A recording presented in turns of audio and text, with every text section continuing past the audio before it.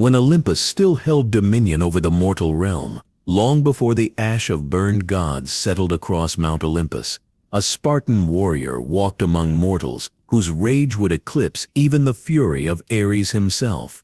His tale, buried beneath centuries of divine blood and broken oaths, speaks of a time when gods ruled through fear and mortals served without question. Yet even the most ancient oracle prophecies fail to capture the true horror of what transpired when one man's personal vendetta became the instrument of divine apocalypse.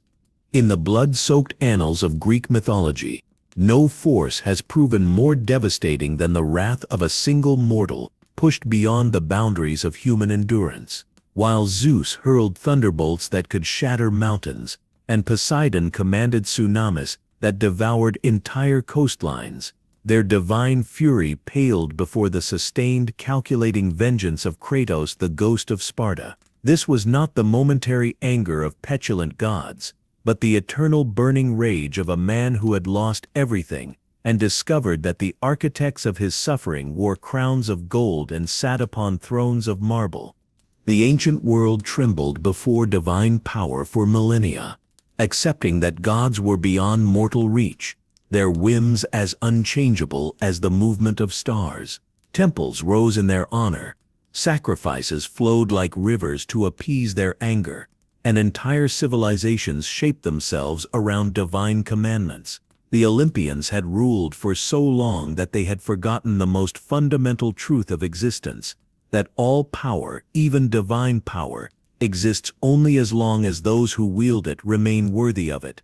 But the oracle's prophecy spoke of a marked warrior, one whose rage would burn bright enough to challenge the very foundations of Olympus itself. This was no ordinary hero's tale of brave deeds and noble sacrifice. This was the story of how divine manipulation, cosmic arrogance, and the unbreakable will of a single Spartan warrior combined to bring about the complete annihilation of an entire pantheon.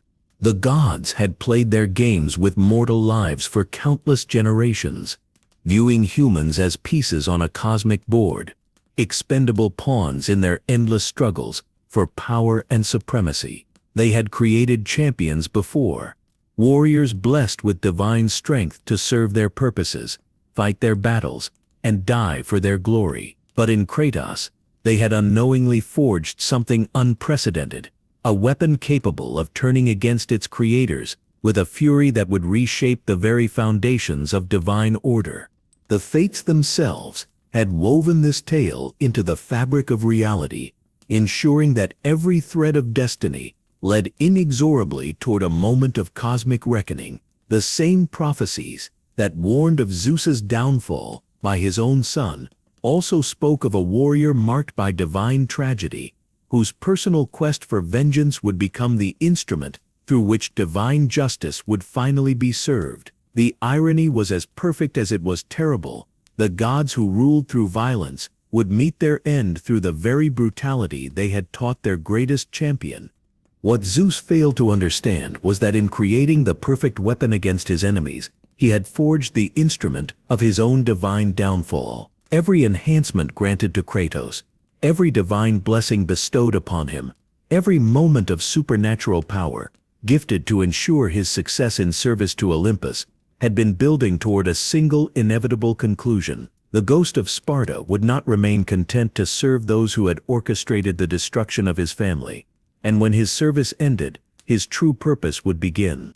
The rage that would consume Olympus was not born in a moment of madness or desperate fury. It was cultivated over years of loyal service, nurtured by each casual display of divine cruelty, and refined by the growing understanding that the gods viewed mortal suffering not as a tragedy to be prevented, but as entertainment to be savored. Kratos learned to read the language of divine politics, to understand the casual way gods spoke of mortal lives, and to recognize that his own torment was not an unfortunate consequence of divine intervention, but its intended purpose. This is the story of how personal tragedy became cosmic transformation, how individual rage became universal justice, and how one man's quest for vengeance revealed the fundamental corruption at the heart of divine authority. It is a tale that begins with the fall of a Spartan general and ends with the fall of the entire Greek pantheon, proving that even immortal gods must eventually answer for their crimes against those they claim to protect. Before Zeus ruled from his golden throne, before the marble columns of Olympus pierced the clouds, before mortals learned to fear the capricious whims of divine authority, the cosmos existed in a state of primordial chaos that would seem almost peaceful compared to what followed. In those ancient days, when the world was young and the boundaries between realms were fluid, the Titans held dominion over all creation with a brutality that made later Olympian cruelty seem refined by comparison. The universe had been born from the void, emerging from nothingness through the will of Gaia, the Earth Mother, whose body became the foundation upon which all life would flourish and all wars would be fought. Her children, the mighty Titans, inherited her raw power, but none of her nurturing wisdom. Led by Kratos, the Titan of time, they ruled through absolute terror, devouring their own offspring to prevent any challenge to their cosmic supremacy. This was the first lesson in divine governance, that power was maintained, not through justice or wisdom, but through the willingness to commit acts so monstrous that rebellion became unthinkable. Kratos had learned from prophecy that one of his children would rise to overthrow him, just as he had overthrown his own father Uranus. Rather than seek to break this cycle through wisdom or compassion, he chose to embrace it through cannibalism. Each newborn god disappeared into the Titans' maw moments after birth, their divine essence absorbed to strengthen his rule while preventing their potential rebellion. This grotesque solution to divine succession created the fundamental template that would govern cosmic politics for millennia. The understanding that divine power could only be maintained through the systematic elimination of all potential threats. Yet even Kratos, master of time itself, could not foresee every twist of fate. When Rhea bore Zeus, her maternal instinct finally overcame her fear of divine retribution. She wrapped a stone in swaddling clothes and watched her husband devour it, while her true son was spirited away to grow in secret among the caves of Crete. This single act of deception would reshape the entire cosmos, proving that even the most carefully constructed systems of terror contained the seeds of their own destruction. Zeus grew to maturity in hiding, learning not wisdom or compassion, but cunning and ruthlessness from his divine mentors. They taught him that survival required the systematic elimination of threats, that power was its own justification, and that divine authority must be absolute to be effective. When he finally returned to challenge his father, he brought with him not a new philosophy of divine rule, but simply a more effective method of implementing the old one. The war that followed consumed the cosmos for 10 years, reshaping the very foundations of reality through divine violence. Zeus freed his devoured siblings from Kratos' stomach, forming the core of what would become the Olympian Pantheon. Together with allies recruited from among the elder gods and primordial forces, they waged a campaign of such devastating scope that entire realms were reduced to ash and the natural order itself bent under the strain of cosmic conflict. Yet even in victory, Zeus could not escape the weight of prophecy that, like his father before him, he too would fall to his own son. The oracle's words echoed through the ages, a constant reminder that divine power was cyclical, that every ruling generation carried within it the agent of its own destruction. The king of the gods would spend eternity looking over his shoulder, seeking to identify and eliminate the threat that prophecy promised would eventually emerge. But divine paranoia would prove to be both shield and weakness, protecting Zeus from obvious threats while blinding him to the subtle ones. He understood that his downfall would come from within his bloodline, but failed to consider that it might manifest through his champions rather than his children. The very success that allowed him to overthrow the Titans also planted the seeds of a future catastrophe that would dwarf even the cosmic war that brought him to power. The divine order Zeus established contained a fatal flaw, one that would manifest centuries later in the form of a Spartan's unquenchable thirst for vengeance.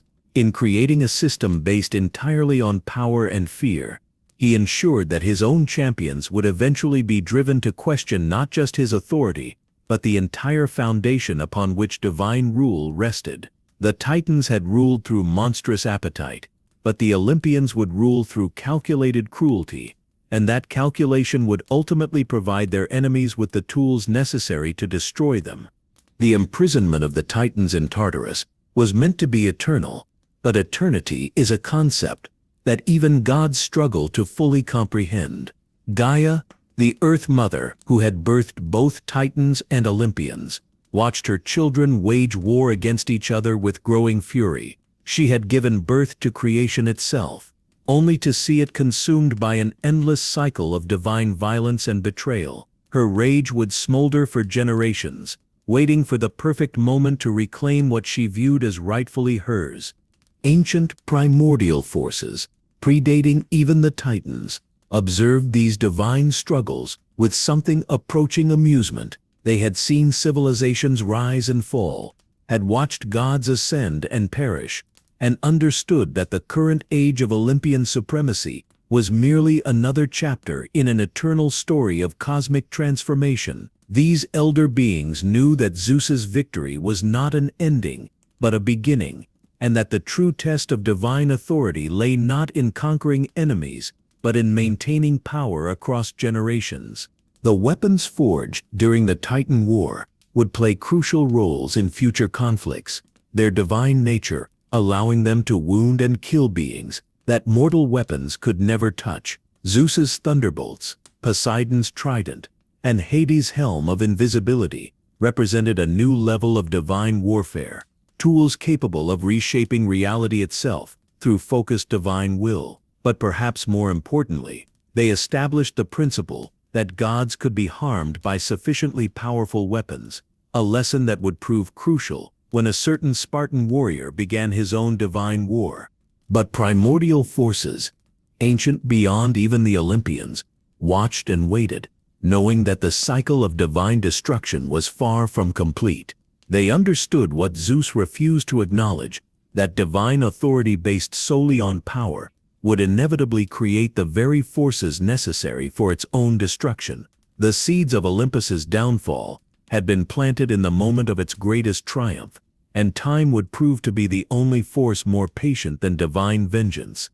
The cosmic order established through violence would ultimately be destroyed, through violence, but not by the obvious threats that Zeus spent his reign preparing to face. His downfall would come not from Titan resurgence or primordial rebellion, but from a mortal champion whose loyalty would be transformed into hatred through the god's own cruel manipulations. The very system of divine rule that had allowed Zeus to overthrow his father would eventually produce a warrior capable of overthrowing all gods, proving that the universe itself had grown tired of divine tyranny and was ready to embrace a new form of cosmic order.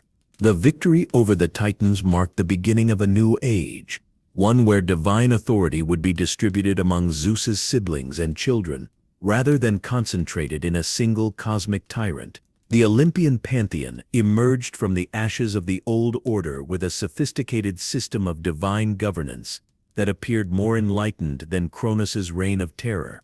But beneath the surface lurked the same fundamental brutality that had always characterized cosmic rule. Zeus claimed dominion over the sky and established himself as king of the gods, wielding thunderbolts that could reduce mountains to rubble and commanding respect through demonstrations of overwhelming force. His brothers divided the remaining realms between them.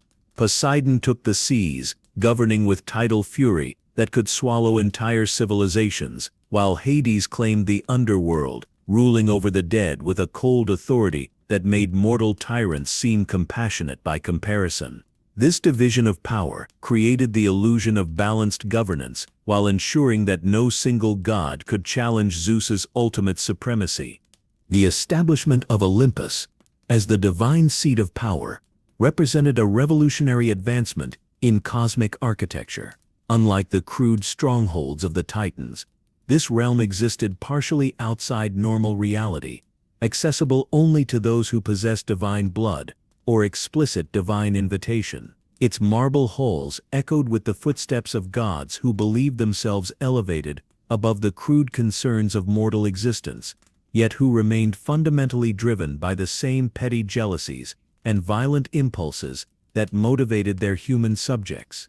Among these newly ascendant deities, Ares occupied a position of particular significance as the god of war, embodying the Olympian approach to conflict resolution through overwhelming force and strategic brutality. Unlike his father Zeus, who wielded power through majesty and fear, Ares reveled in the visceral reality of combat itself. He found divine purpose in the clash of bronze against bronze, the spray of mortal blood across ancient battlefields, and the anguished cries of dying warriors whose sacrifice fed his insatiable appetite for conflict. The establishment of Sparta, as Ares's chosen city, represented the pinnacle of divine social engineering, a civilization carefully crafted to produce the perfect warriors for his cosmic entertainment. Every aspect of Spartan culture, from the brutal training of children to the systematic elimination of weakness, reflected Ares's understanding that mortal conflict could be refined into an art form through proper divine guidance. The city became a living temple to war itself, its citizens transformed into holy warriors, whose every breath served the greater glory of their divine patron.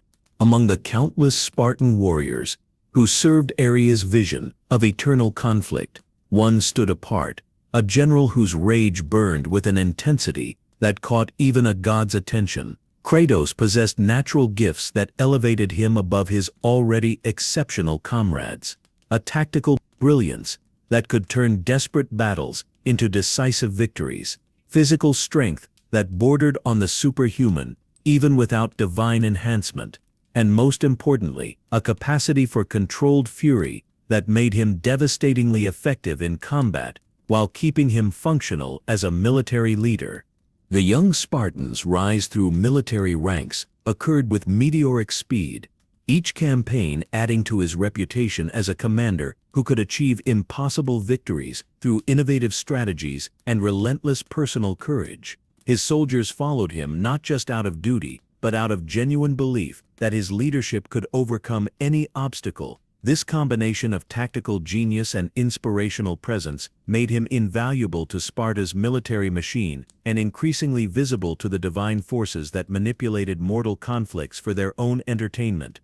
Ares watched Kratos' military career with growing fascination, recognizing in the mortal warrior a kindred spirit whose approach to warfare transcended mere professional competence to approach something resembling artistic expression. The god saw potential for something unprecedented, a mortal champion who could serve not just as a weapon, but as a collaborator in reshaping the very nature of divine warfare. This recognition would prove to be both blessing and curse, elevating Kratos to heights of power he had never imagined while setting in motion the events that would ultimately destroy both patron and champion.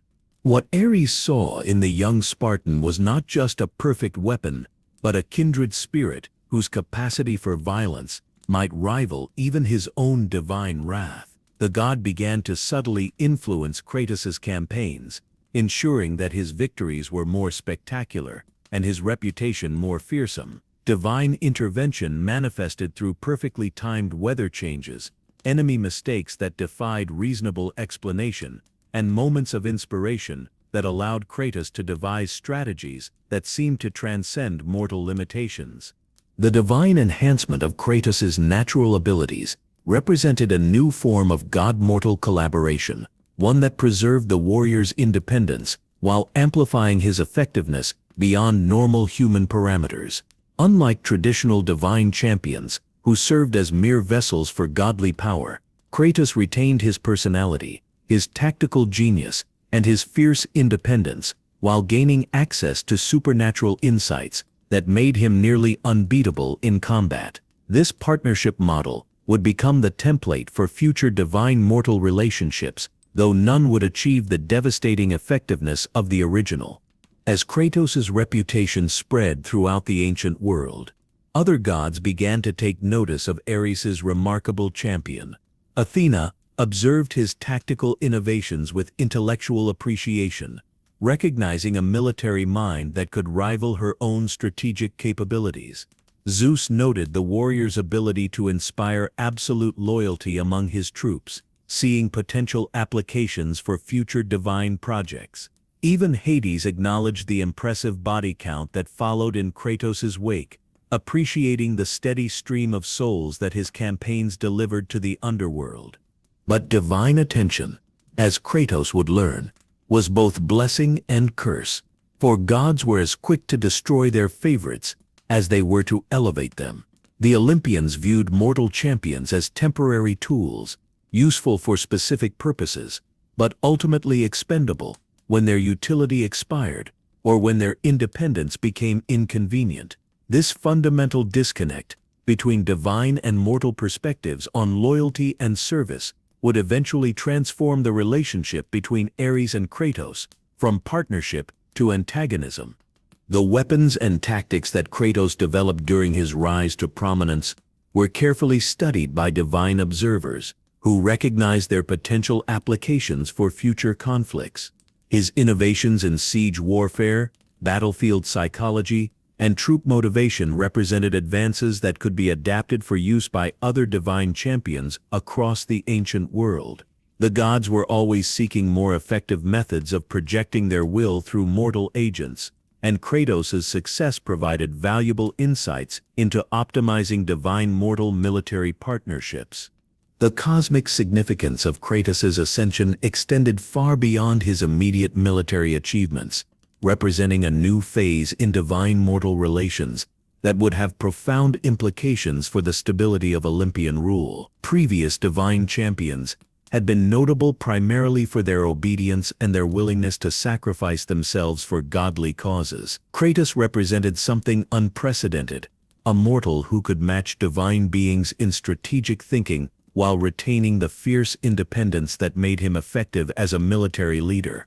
This independence would ultimately prove to be both his greatest strength and his most dangerous quality, for gods who valued obedience above all other virtues found themselves partnered with a mortal who viewed their relationship as collaboration between equals rather than submission of inferior to superior. The seeds of future conflict were planted in every moment when Kratos made decisions based on his own judgment rather than explicit divine instruction, establishing a pattern of independent action that would eventually manifest as open rebellion against divine authority.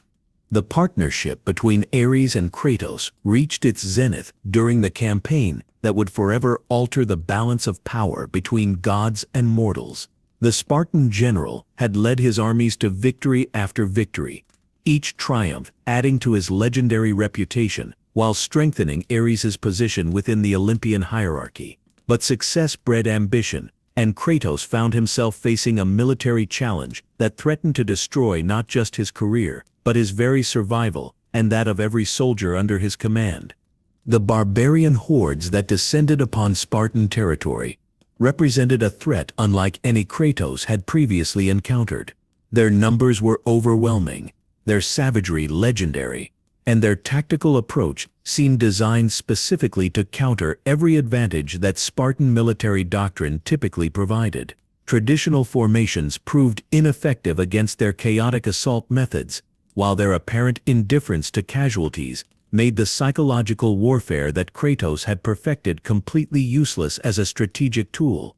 As the tide of battle turned inexorably against his forces, Kratos found himself facing the prospect of absolute defeat for the first time in his military career. His tactical genius, his inspirational leadership, his years of experience, none of these advantages seemed capable of overcoming the sheer numerical superiority and primal ferocity of the enemy host. The systematic destruction of his army proceeded with mechanical inevitability, each fallen Spartan representing not just a personal failure, but a step closer to the annihilation of everything he had sworn to protect.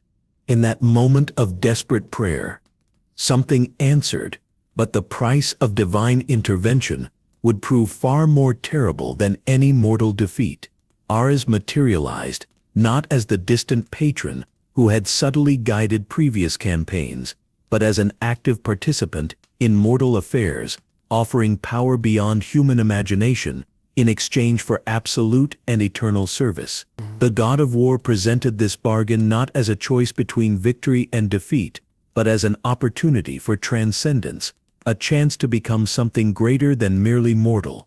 The pact forged in that moment of desperation represented a fundamental shift in divine-mortal relations, establishing precedents that would echo through mythological history. Kratos accepted Ares's offer with the understanding that he was trading temporary power for permanent service, gaining the strength necessary to save his army while binding himself to serve divine will for the remainder of his existence. The terms seemed reasonable for a warrior facing certain death, but divine contracts always contained provisions that mortals could never fully comprehend.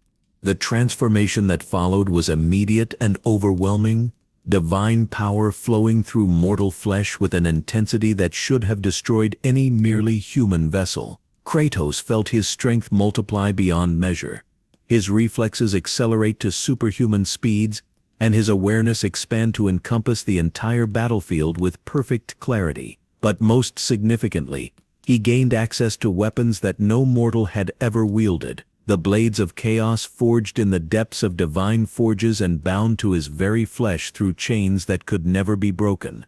The blades of chaos represented more than mere weapons. They were symbols of divine ownership, physical manifestations of the permanent bond between God and champion. The chains that connected them to Kratos' flesh could not be removed by any mortal means, serving as constant reminders that his enhanced power came with corresponding obligations. Every swing of these deadly implements reinforced his connection to Ares, while gradually eroding his connection to his purely human identity.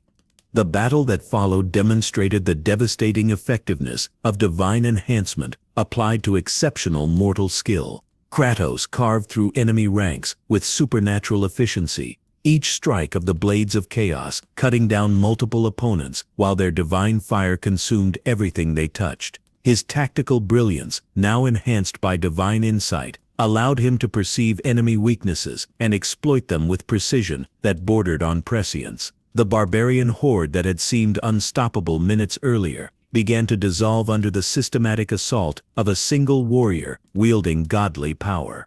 But victory came at a price that Kratos could not have anticipated, for divine power carried with it divine madness, a berserker fury that overwhelmed rational thought and transformed tactical combat into primal slaughter. The same enhancement that made him invincible also made him uncontrollable. His divine patron's influence, manifesting as an insatiable hunger for violence that could not be satisfied through mere military necessity. The line between justified warfare and gratuitous carnage dissolved under the influence of divine bloodlust. In that moment of desperate prayer, something answered, but the price of divine intervention would prove far more terrible than any mortal defeat.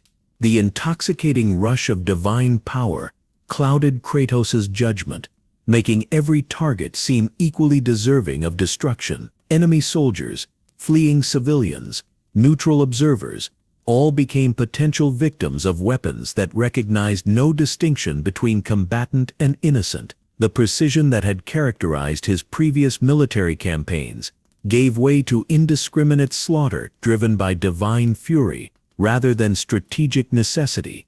The very weapons that had saved his army became instruments of unspeakable personal tragedy when divine madness guided his steps toward a temple that should have been sanctuary. In his enhanced state, Kratos perceived the building as another enemy stronghold, its occupants as hostile forces requiring elimination. The blades of chaos cut through the temple's defenses with the same supernatural efficiency they had demonstrated on the battlefield, their divine fire consuming sacred architecture as readily as it had burned enemy flesh.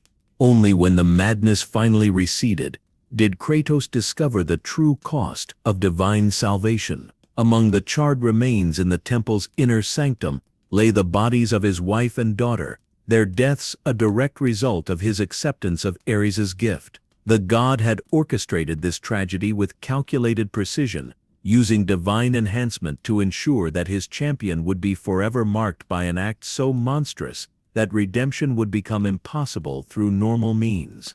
The ashes of his family settled on his skin with supernatural permanence, transforming his appearance while serving as eternal reminders of the price paid for divine power. This physical transformation marked the birth of the Ghost of Sparta, a title that reflected both his pale appearance and his separation from normal human existence. The man who had accepted Ares's bargain no longer existed. In his place stood something between mortal and divine, bound to serve while burning with the desire for revenge.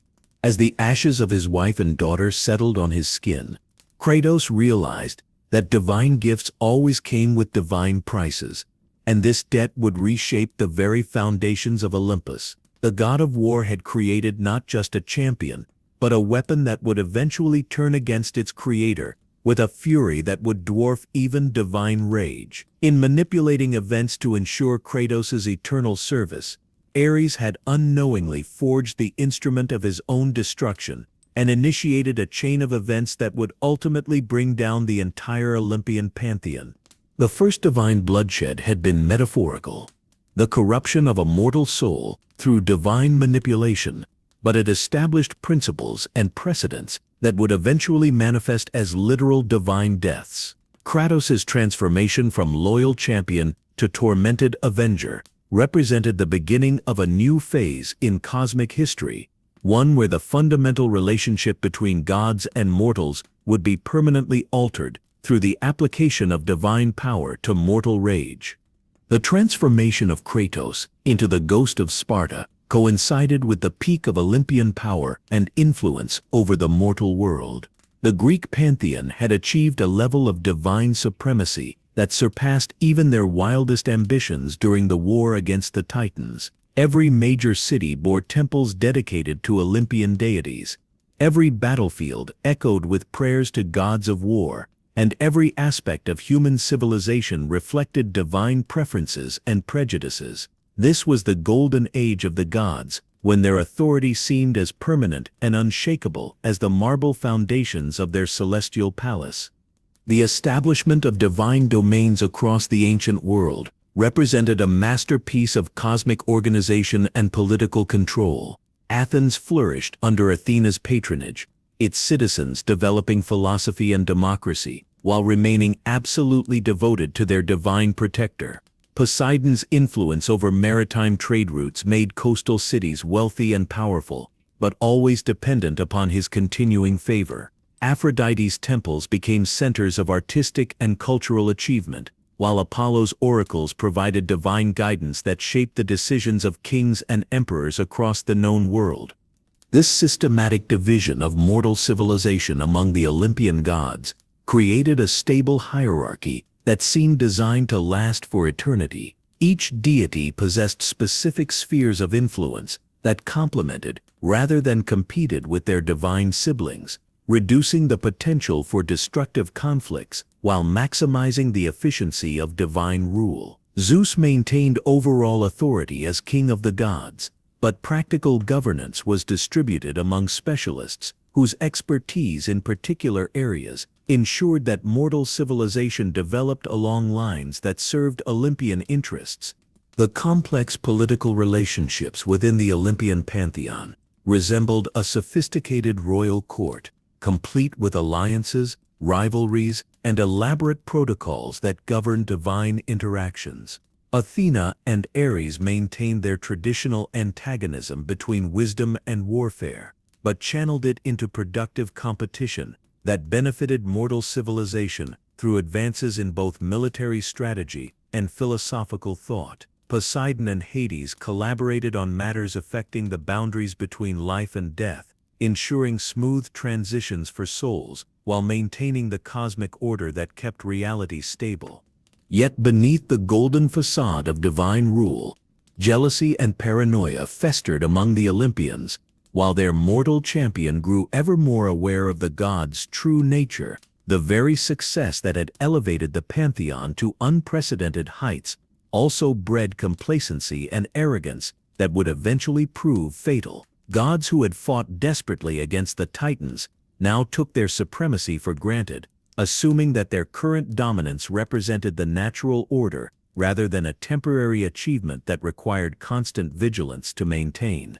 Zeus's paranoia about potential threats to his authority intensified rather than diminished as Olympian power reached its zenith. The prophecies that haunted his dreams spoke not of external enemies, but of internal betrayal, suggesting that his downfall would come from within his own family, rather than from resurgent titans or primordial forces. This knowledge poisoned his relationships with his children and siblings, transforming natural divine competition into something approaching perpetual Cold War.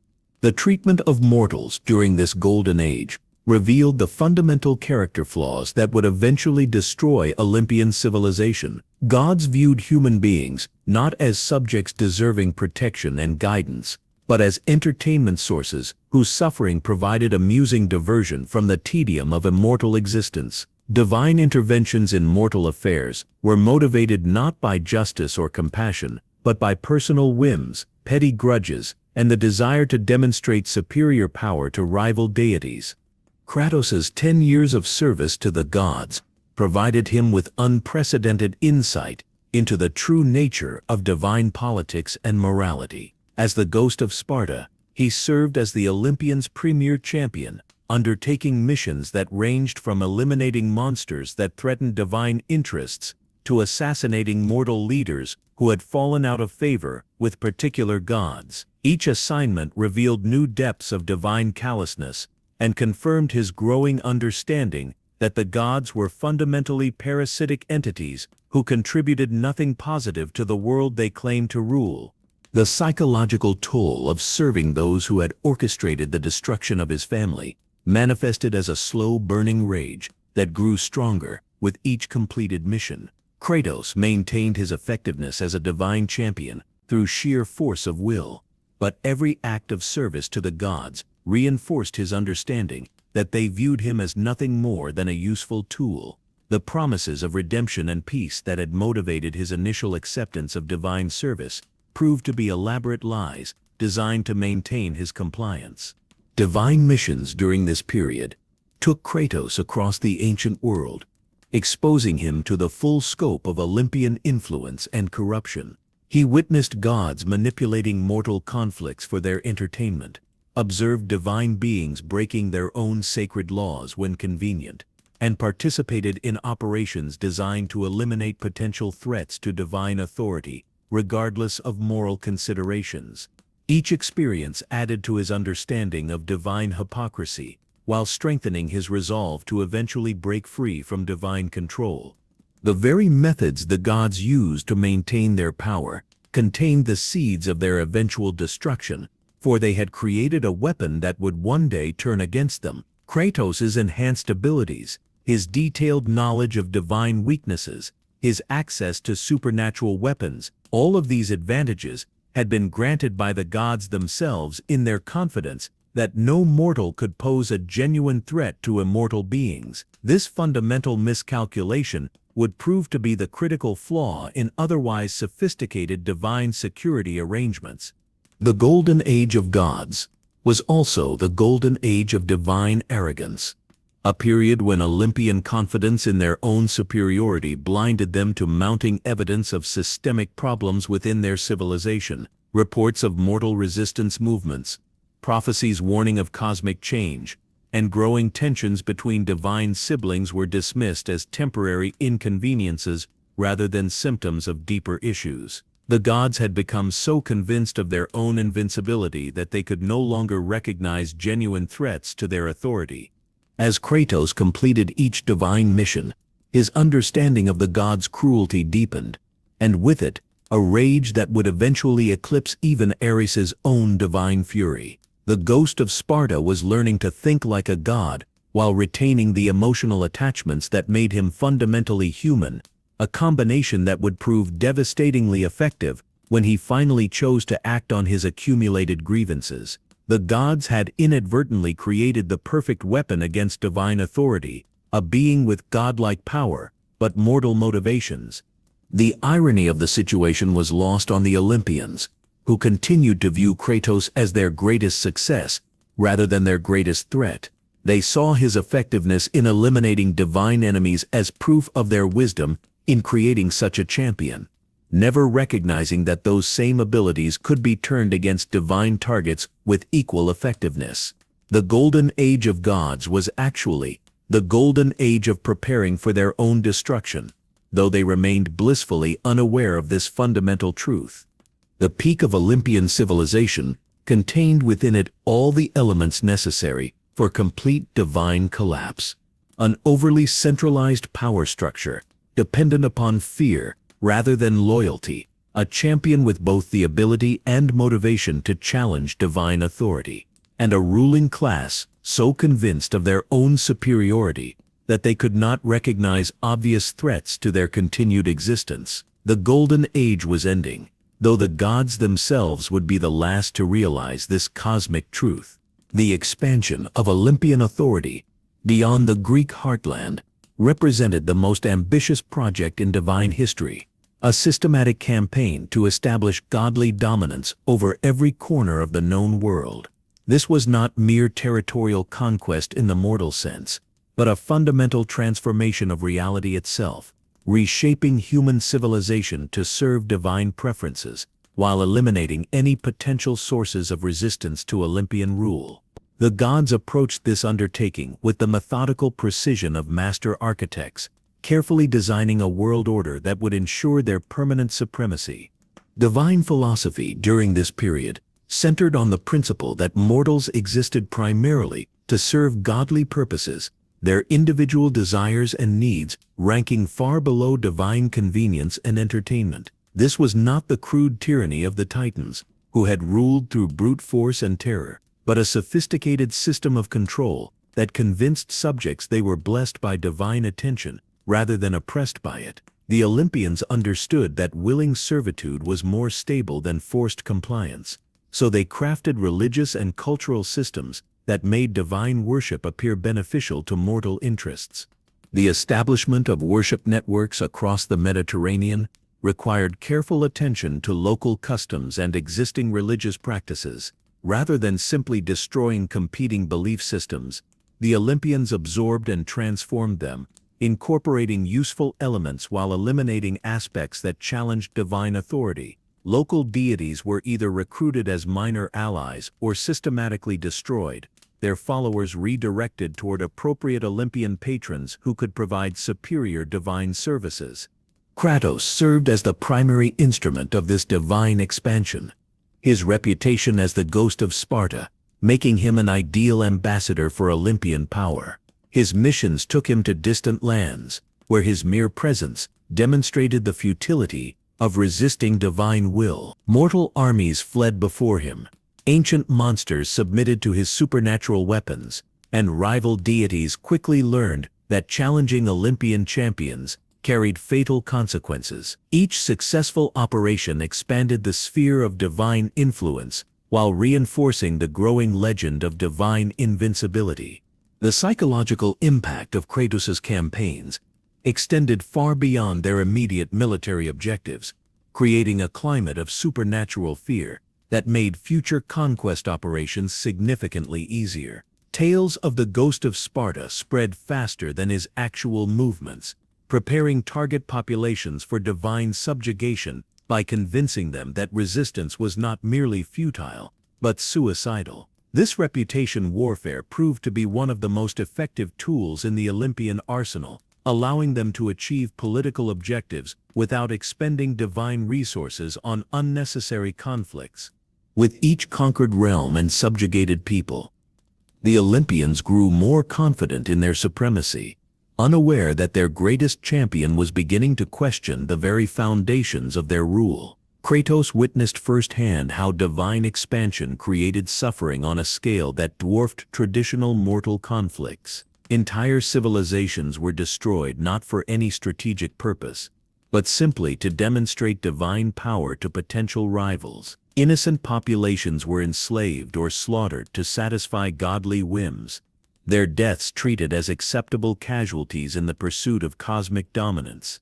The resistance to divine expansion was growing, but none of the gods realized that their most dangerous enemy was the one they had created to serve them. Underground networks of mortal rebels began sharing information about divine weaknesses, developing weapons and tactics specifically designed to counter supernatural threats. These resistance movements remained fragmented and largely ineffective, but they represented something unprecedented: organized mortal opposition to divine authority based on principle rather than mere territorial disputes. Ancient beings predating the Olympians watched this expansion with growing concern, recognizing that divine success was creating imbalances in cosmic order that could threaten the stability of reality itself. The natural barriers between mortal and divine realms were being systematically eroded by Olympian expansion, creating vulnerabilities that hostile forces could potentially exploit. These elder entities began making discreet preparations to intervene if divine expansion continued to threaten cosmic stability. Other pantheons monitoring Olympian activities responded with varying degrees of alarm and preparation. The Egyptian gods increased security around their territorial boundaries, while developing contingency plans for potential Olympian aggression. Northern deities began forging defensive alliances and sharing intelligence about Greek divine capabilities. The cosmic community was becoming increasingly polarized between those who accepted Olympian dominance and those who viewed it as an existential threat requiring active resistance. Kratos' exposure to these international divine politics provided him with crucial intelligence about Olympian vulnerabilities and potential allies for future operations against his divine masters. He observed how other pantheons had developed effective countermeasures against Greek divine tactics, noting weaknesses in Olympian security procedures that could be exploited by sufficiently motivated opponents. This strategic knowledge would prove invaluable when he eventually chose to act on his accumulated grievances against divine authority. The expansion process also revealed fundamental flaws in Olympian administrative capabilities, as the gods proved far better at conquering territory than governing it effectively. Divine attention spans were poorly suited to the mundane requirements of long-term administration, leading to neglect and mismanagement that created new sources of mortal discontent.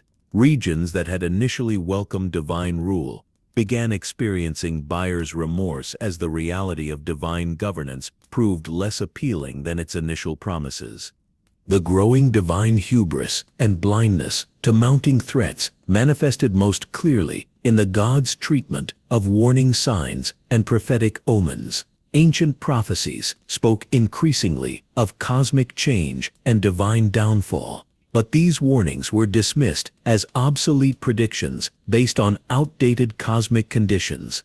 The Olympians had become so convinced of their own evolution beyond traditional mythological patterns that they could no longer recognize when those patterns were reasserting themselves.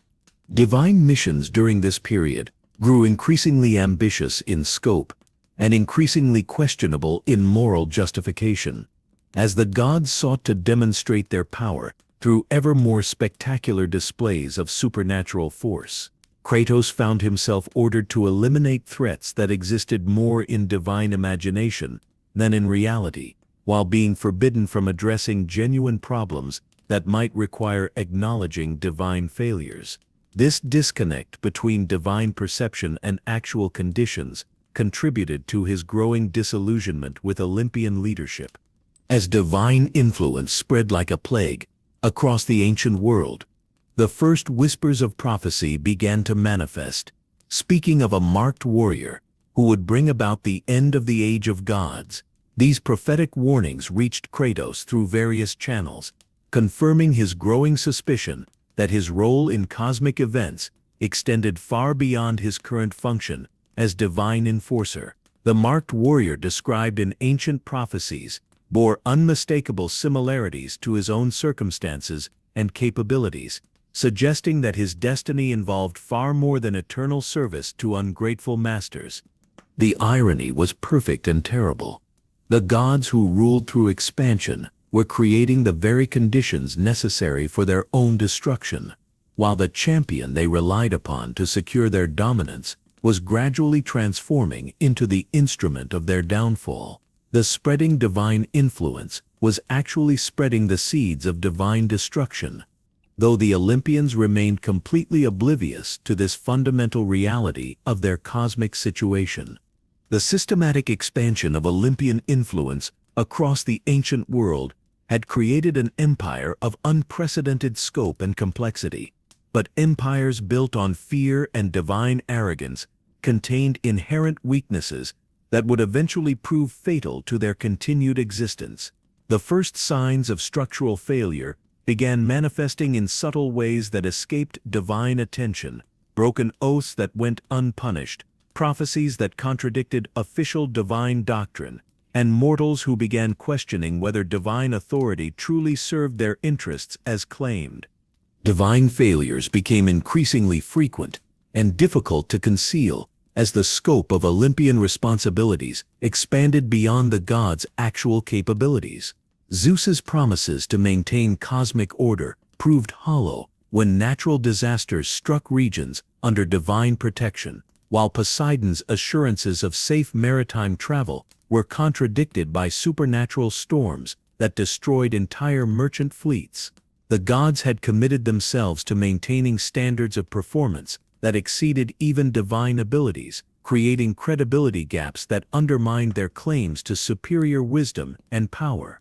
The oracle's words revealed a terrible truth: that the gods' promises of redemption were as hollow as their claims of justice, and Kratos' torment was designed to be eternal. The priests and priestesses who served as intermediaries between divine and mortal realms began receiving visions that contradicted official Olympian doctrine, suggesting that the current age of divine rule was temporary rather than permanent. These prophetic warnings spoke of cosmic cycles that transcended individual pantheons, implying that even the mighty Olympians were subject to forces beyond their control or understanding. Kratos' desperate attempts to find peace and redemption through faithful service to his divine masters proved increasingly futile as he gained deeper insight into the true nature of Olympian character. Each completed mission brought new evidence of divine hypocrisy and cruelty, confirming his growing suspicion that the gods were incapable of granting the forgiveness they had promised. The peaceful afterlife he sought as reward for faithful service existed only in divine propaganda, designed to maintain mortal compliance with supernatural authority. The growing isolation that surrounded Kratos reflected a broader pattern, affecting all mortals who gained intimate knowledge of divine reality. Those who served the gods closely discovered truths that separated them from normal human society, while binding them ever more tightly to masters who viewed their service as expendable convenience rather than valuable loyalty. This psychological isolation created conditions that were ideal for breeding resentment and revolutionary thinking among those best positioned to threaten divine security. Mortal champions and heroes across the ancient world began experiencing similar disillusionment as they discovered the true cost of divine favor. The gods' tendency to discard faithful servants once their usefulness expired created a growing population of former champions who possessed supernatural abilities, detailed knowledge of divine weaknesses, and powerful motivations for revenge. These discarded heroes represented a potential threat that the Olympians were too arrogant to recognize or too complacent to address. As prophecies spoke of cosmic change, the gods began to realize that their perfect weapon had become their greatest threat, but it was already too late to change course. The various warning systems that should have alerted divine leadership to mounting dangers had been systematically undermined by Olympian arrogance and institutional blindness. Advisors who brought unwelcome news were dismissed or punished, while information networks were structured to reinforce divine prejudices rather than provide accurate intelligence about actual conditions. The nightmares and visions that haunted Kratos' existence grew more vivid and specific as cosmic forces began aligning for the prophesied period of divine downfall. These supernatural experiences provided him with glimpses of possible futures where divine authority was overthrown and replaced by systems based on justice rather than power. The marked warrior described in these visions bore his face and wielded weapons suspiciously similar to the blades of chaos, suggesting that his destiny involved far more than eternal servitude to ungrateful masters.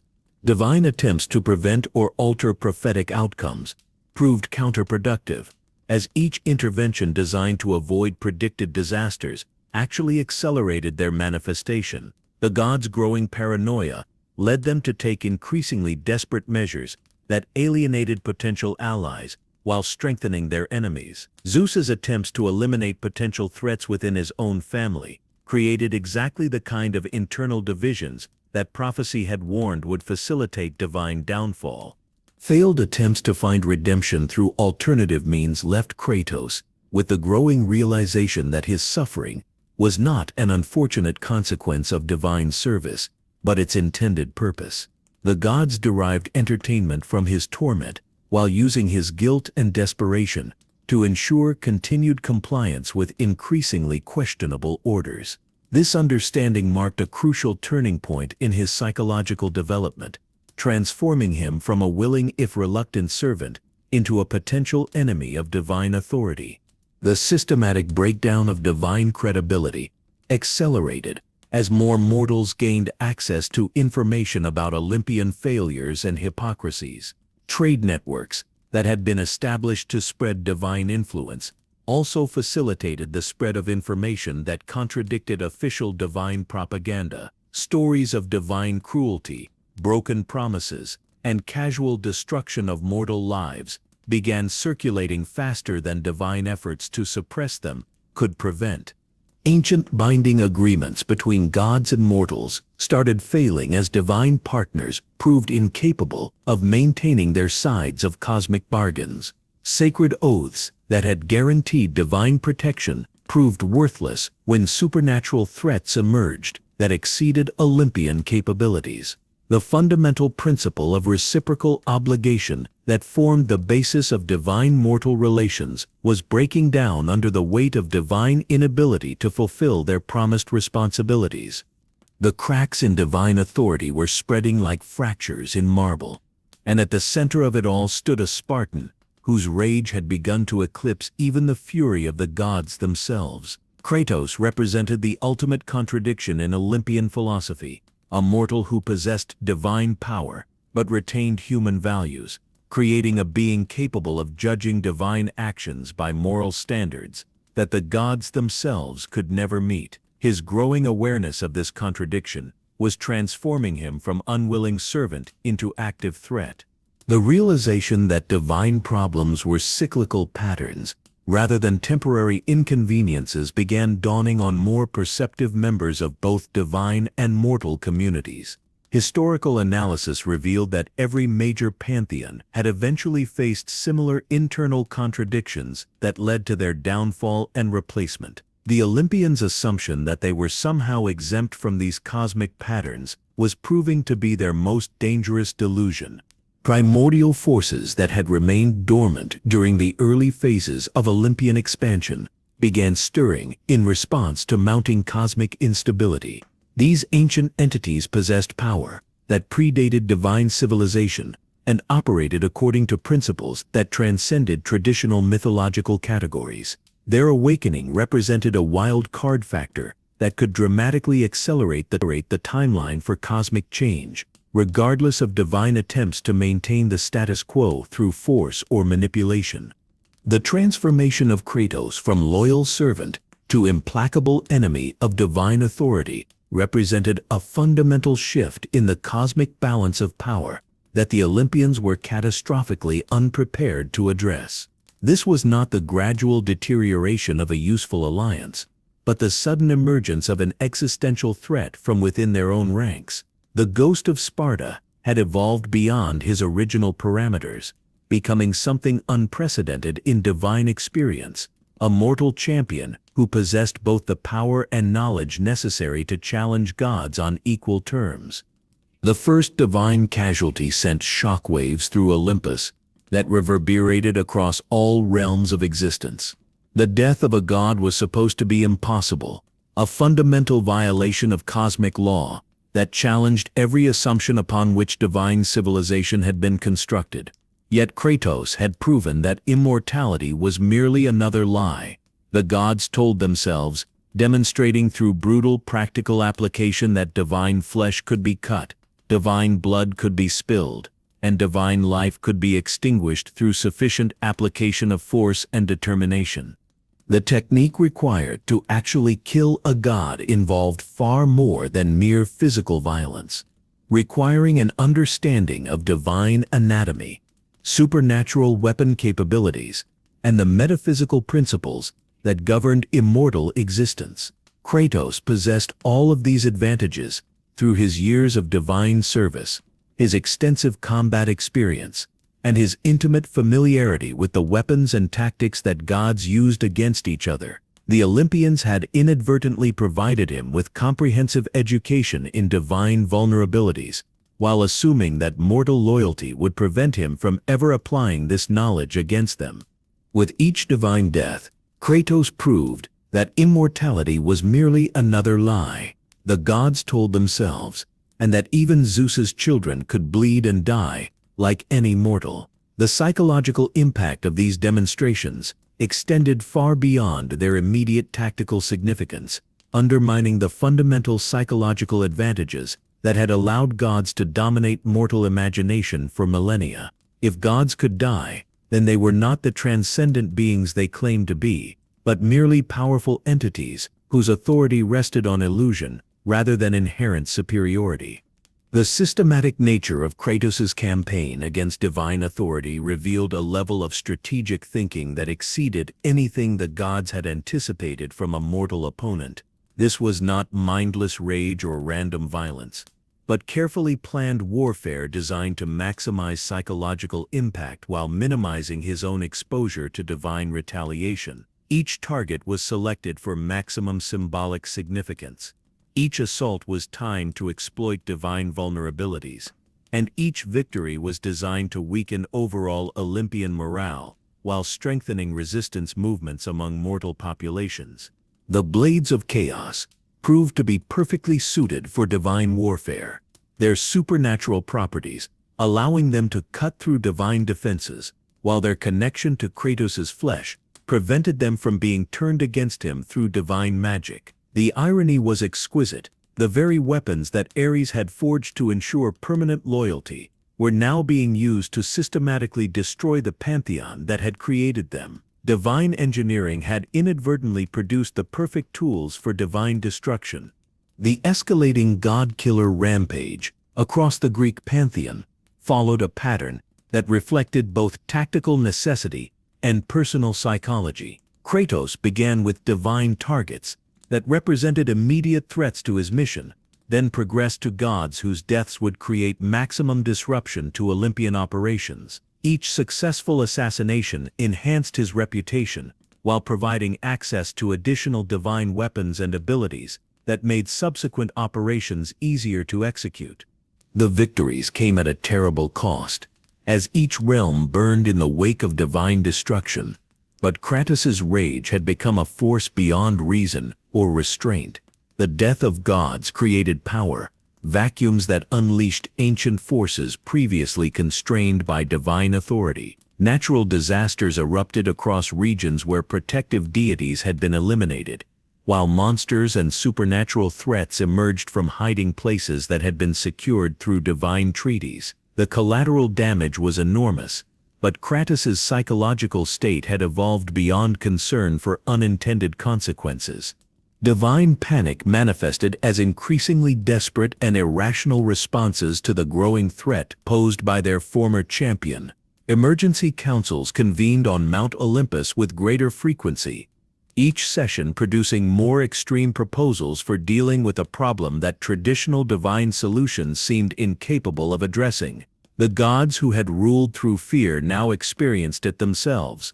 discovering that terror was far less amusing when they were its targets rather than its architects.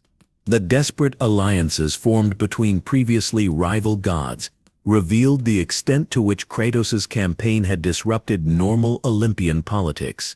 Deities who had spent centuries nurturing mutual antagonisms suddenly found themselves cooperating out of shared fear of complete annihilation. These emergency partnerships proved fragile and ineffective, as gods trained in competition and betrayal struggled to maintain genuine cooperation even when facing existential threats. Attempts to reason with, bribe, or redirect Kratos proved futile, because the gods fundamentally misunderstood his motivations and psychological state. They approached negotiations as if dealing with a rational opponent whose demands could be met through traditional diplomatic concessions, failing to recognize that his goals extended far beyond personal satisfaction to encompass the complete destruction of divine authority. The ghost of Sparta was no longer interested in divine forgiveness or supernatural rewards. He sought nothing less than cosmic justice through systematic divine extermination. What terrified the remaining gods most was not Kratos' strength or skill, but the growing realization that he had become something beyond their understanding, vengeance given form and purpose. Traditional divine categories could not adequately describe what he had become, while conventional responses proved inadequate for addressing threats that operated outside established mythological parameters. The Olympians were discovering that their sophisticated civilization contained no effective mechanisms for dealing with opponents who possessed divine capabilities, but remained immune to divine psychological manipulation. The realization that traditional divine power could not stop Kratos forced the surviving gods to confront uncomfortable truths about the limitations of their authority and the fragility of their cosmic position. The same arrogance that had made them effective conquerors now prevented them from adapting to changed circumstances that required humility and strategic flexibility. Their inability to acknowledge fundamental errors in divine governance made it impossible to develop effective responses to revolutionary threats. The spreading fear among divine populations created conditions that were ideal for further destabilization of Olympian authority. Minor gods and supernatural beings who had previously remained neutral began choosing sides based on their assessment of likely outcomes rather than traditional loyalties. The cosmic community was polarizing into those who sought accommodation with the emerging new order and those who remained committed to defending the failing old system. The unstoppable nature of vengeance incarnate reflected both Kratos' personal evolution and larger cosmic forces that had been building pressure for fundamental change in divine-mortal relations. His individual quest for revenge had become the focal point for universal dissatisfaction with Olympian rule, transforming a personal grievance into a revolutionary movement that threatened the entire foundation of supernatural authority. The gods had created not just an enemy, but a symbol of resistance that inspired opposition movements across multiple realms. Ancient prophecies that had warned of this exact scenario began circulating more widely as their accuracy became impossible to deny. The marked warrior described in these predictions was no longer a distant theoretical threat, but an immediate practical reality whose actions were reshaping cosmic politics in real time. The age of divine supremacy was ending, and everyone except the gods themselves could see the approaching conclusion of this mythological epoch. The mounting casualties among Olympian ranks forced the surviving gods to abandon every principle and tradition that had previously governed divine civilization. Sacred laws that had remained inviolate since the defeat of the Titans were systematically broken as desperate deities sought any possible advantage against their relentless nemesis. The cosmic order that Zeus had spent millennia establishing began collapsing under the weight of emergency measures that violated fundamental divine ethics while proving spectacularly ineffective against their intended target. The decision to resurrect fallen gods through forbidden necromancy represented the first major violation of natural law undertaken by the panicking Olympians. Death had always been considered the ultimate boundary that even divine power could not cross. But desperate circumstances demanded desperate solutions. The rituals required to breach this cosmic barrier consumed enormous amounts of divine energy, while producing results that horrified even their practitioners. Resurrected deities returned as twisted shadows of their former selves, retaining divine power, but losing essential aspects of their personalities and moral restraints. In their desperation, the gods began breaking cosmic laws that had stood since the defeat of the Titans, not realizing that each violation brought them closer to their own destruction. The systematic abandonment of divine ethics created cascading failures throughout the supernatural infrastructure that maintained reality's stability. Ancient binding agreements that prevented primordial chaos from reasserting itself began failing as the gods who had sworn to uphold them proved incapable of maintaining even basic moral consistency. Alliance negotiations with imprisoned titans mark perhaps the most desperate and hypocritical reversal in Olympian history. The same beings who had been condemned to eternal torment in Tartarus for their cosmic crimes were suddenly being courted as potential allies against a common enemy. These negotiations required the gods to admit that their previous victories were incomplete and their current situation was genuinely desperate, acknowledgments that fundamentally undermined divine claims to superior wisdom and inevitable victory. The Titans approached these alliance discussions with understandable skepticism and barely concealed amusement at their former captors' predicament. The ancient beings understood that Olympian desperation represented an opportunity for revenge that exceeded their wildest hopes during centuries of imprisonment. However, they also recognized that any alliance with the gods would be temporary at best, lasting only until the immediate threat was eliminated and normal divine treachery could resume. Temporal manipulation experiments represented the most dangerous and potentially catastrophic response to the Kratos crisis. Divine researchers attempted to alter past events that had led to the current situation, hoping to prevent his transformation into an enemy of divine authority.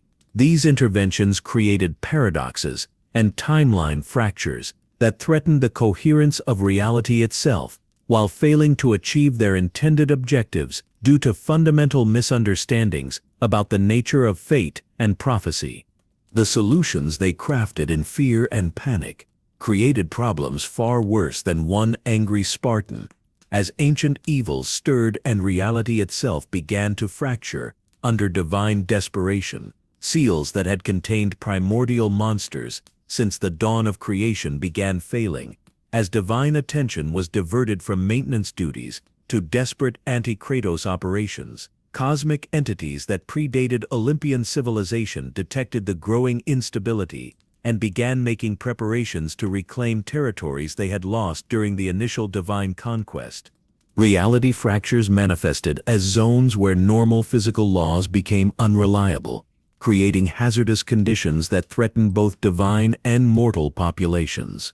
These supernatural anomalies expanded gradually but persistently, consuming increasing amounts of territory while proving resistant to conventional divine repair efforts. The gods discovered that reality was far more fragile than they had assumed, and that their desperate measures were causing irreversible damage to the cosmic infrastructure. The unleashing of primordial forces, thought safely contained, represented perhaps the most catastrophically short-sighted decision in the Pantheon's desperate campaign against their former champion. Ancient beings who had been imprisoned specifically because they posed existential threats to organized civilization were deliberately released in hopes that they would prove more effective against Kratos than conventional divine forces. This strategy ignored the obvious reality that primordial entities were far more likely to view all gods as enemies rather than distinguishing between Olympians and their opponents.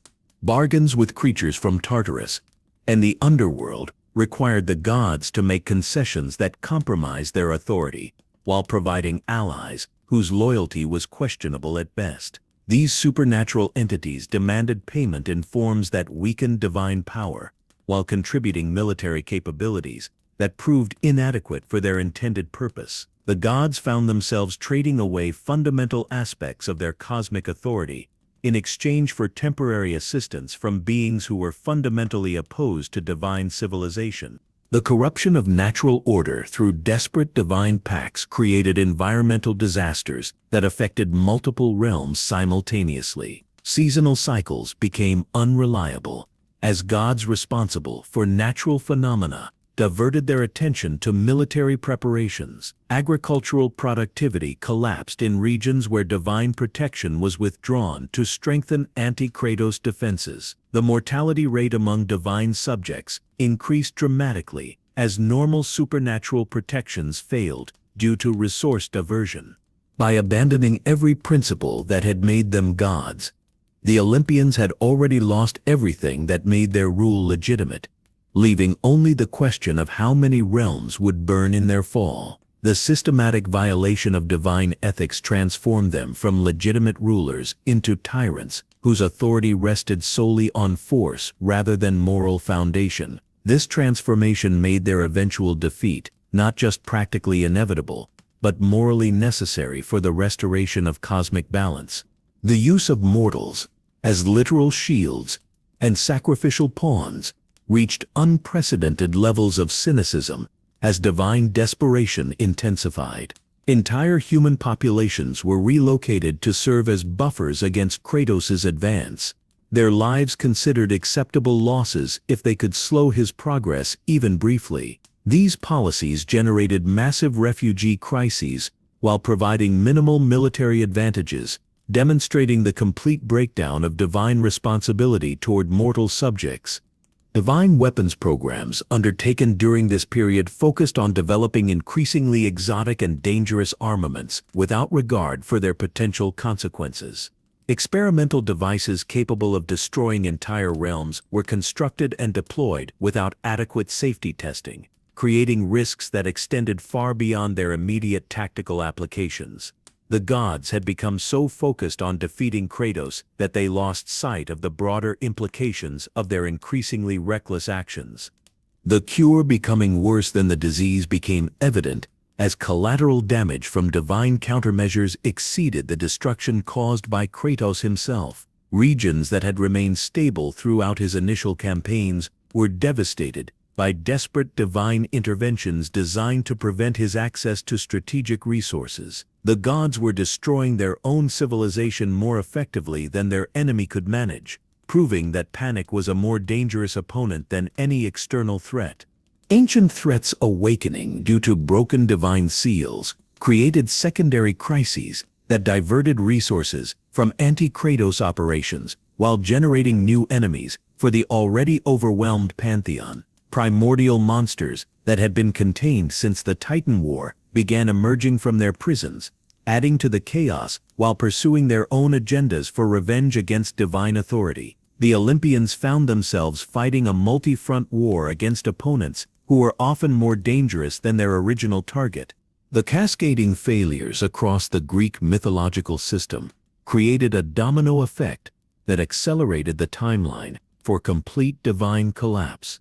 Each desperate measure produced unintended consequences that required additional desperate measures, creating a spiral of increasing chaos that consumed divine resources while strengthening opposition forces. The gods had become trapped in a cycle of escalating desperation that made their ultimate defeat not just probable, but mathematically inevitable. The ultimate divine treachery that would shatter the last vestiges of Olympian unity emerged not from external pressure, but from the fundamental character flaws that had always lurked beneath the surface of divine civilization. Zeus's growing paranoia about potential threats within his own family reached a critical threshold where he could no longer distinguish between legitimate concerns and imaginary dangers. The prophecies that haunted his dreams spoke of betrayal from within, and in his desperation to prevent this fate, he began taking actions that would ensure its fulfillment. The systematic targeting of his own children and siblings represented a complete abandonment of the family bonds that had originally united the Olympians against their Titan predecessors. Zeus's decision to eliminate potential threats among his divine relatives was driven by the same logic that had motivated Kratos to devour his offspring, proving that the cosmic cycle of paranoid tyranny had reasserted itself, despite Olympian claims to superior wisdom. The king of the gods had become the very monster he had once fought to overthrow. When Zeus raised his hand against his own daughter, the last pretense of divine unity crumbled, and the Olympians revealed themselves as what they had always been, a family of monsters barely restrained by fear. Athena's shocked realization that her father viewed her as a potential enemy rather than a loyal ally marked the moment when divine politics transformed from competition into open warfare. The goddess of wisdom discovered that even divine intelligence could not protect against paternal paranoia that had transcended rational calculation. The spreading corruption of betrayal infected every level of the divine hierarchy, as gods realized that their survival might depend on their family's destruction. Ancient grudges that had been suppressed for the sake of Pantheon unity suddenly erupted into open hostility as divine siblings chose sides based on immediate self-preservation rather than traditional loyalties. The complex alliance system that had maintained Olympian stability for millennia collapsed within days as trust became an unaffordable luxury. Divine siblings and children found themselves forced to choose between family loyalty and personal survival, a choice that inevitably led to the fragmentation of what had once been an unified pantheon. Those who remained loyal to Zeus discovered that loyalty was no protection against divine paranoia, while those who opposed him found themselves branded as traitors deserving elimination. The middle ground of neutrality disappeared as the cosmic civil war forced every divine being to declare their allegiance. The betrayals cascaded through Olympus like poison, as each god realized that their survival might depend on their family's destruction, fulfilling ancient prophecies through their very attempts to escape them. The prophecies had warned that divine downfall would come from within, but the gods had assumed this meant external infiltration rather than internal corruption. Their attempts to prevent familial betrayal through preemptive elimination created the exact conditions that made such betrayal inevitable. Athena's complex loyalties and her manipulation of events revealed the extent to which even the wisest gods had been corrupted by the paranoid atmosphere that pervaded Olympian politics. Her attempts to maintain balance between family loyalty and cosmic responsibility led her to make decisions that satisfied neither obligation while contributing to the overall destabilization of divine authority. The goddess of wisdom discovered that intelligence without moral clarity was insufficient for navigating the ethical complexities of divine civil war. The breakdown of divine hierarchy and respect accelerated as traditional protocols governing god-to-god relations proved inadequate for managing open hostility between family members. Divine etiquette had been designed for managing competition and rivalry, not assassination attempts and succession wars. The absence of established procedures for divine civil conflict created chaos that was exploited by both internal enemies and external threats seeking to capitalize on Olympian weakness. Ancient grudges and resentments that had been carefully managed for centuries suddenly exploded into open warfare as the social constraints that had previously contained them disappeared. Divine siblings who had spent millennia nursing carefully controlled antagonisms found themselves free to act on their accumulated grievances without fear of Zeus's retribution. The artificial harmony that had characterized Olympian public relations was revealed to be a thin veneer covering depths of mutual hatred and resentment. In that moment of complete divine treachery, it became clear that Kratos was not the architect of Olympus's destruction, but merely the instrument through which their own corruption would finally consume them. The ghost of Sparta had not created the fundamental flaws in divine character that were now destroying Olympian civilization. He had simply provided the external pressure necessary to expose weaknesses that had always existed. The gods were destroying themselves with an efficiency that exceeded anything their enemies could have achieved. Gods using mortals against each other in proxy wars represented a new low in divine ethics as family members sought to avoid direct confrontation while still pursuing their mutual destruction. Mortal populations found themselves conscripted into conflicts they did not understand, fighting divine wars that served no mortal interests while suffering casualties that the gods viewed as acceptable losses. These proxy conflicts created additional instability while demonstrating the complete breakdown of divine responsibility toward their subjects. The natural order began breaking down as gods fought gods, with divine domains beginning to overlap and conflict in ways that created supernatural disasters across multiple realms. The carefully maintained balance between different aspects of divine authority collapsed as warring family members abandoned their traditional responsibilities in favor of military preparations. Seasonal cycles, weather patterns, and natural phenomena became unreliable as the gods who controlled them prioritized revenge over cosmic maintenance. The complete breakdown of divine hierarchy created power vacuums that were quickly filled by opportunistic entities seeking to exploit Olympian weakness. Ancient beings who had been suppressed during the height of divine unity began reasserting themselves, while newer threats emerged from the chaos to challenge whatever remained of established order. The cosmic community recognized that Olympian authority was collapsing and began positioning themselves to benefit from the resulting power redistribution. The moment when Zeus's paranoia transformed from strategic caution into homicidal madness marked the point of no return for Olympian civilization. His decision to view his own family as existential threats created a self-fulfilling prophecy that ensured the very betrayals he sought to prevent. The king of the gods had become so focused on maintaining power that he lost sight of the reasons why that power was worth preserving. The psychological transformation of divine politics, from cooperation to warfare, affected every aspect of Olympian society, creating conditions where betrayal became not just acceptable, but necessary for survival. Gods who had spent millennia building relationships and alliances found themselves forced to abandon these connections in favor of immediate tactical advantages.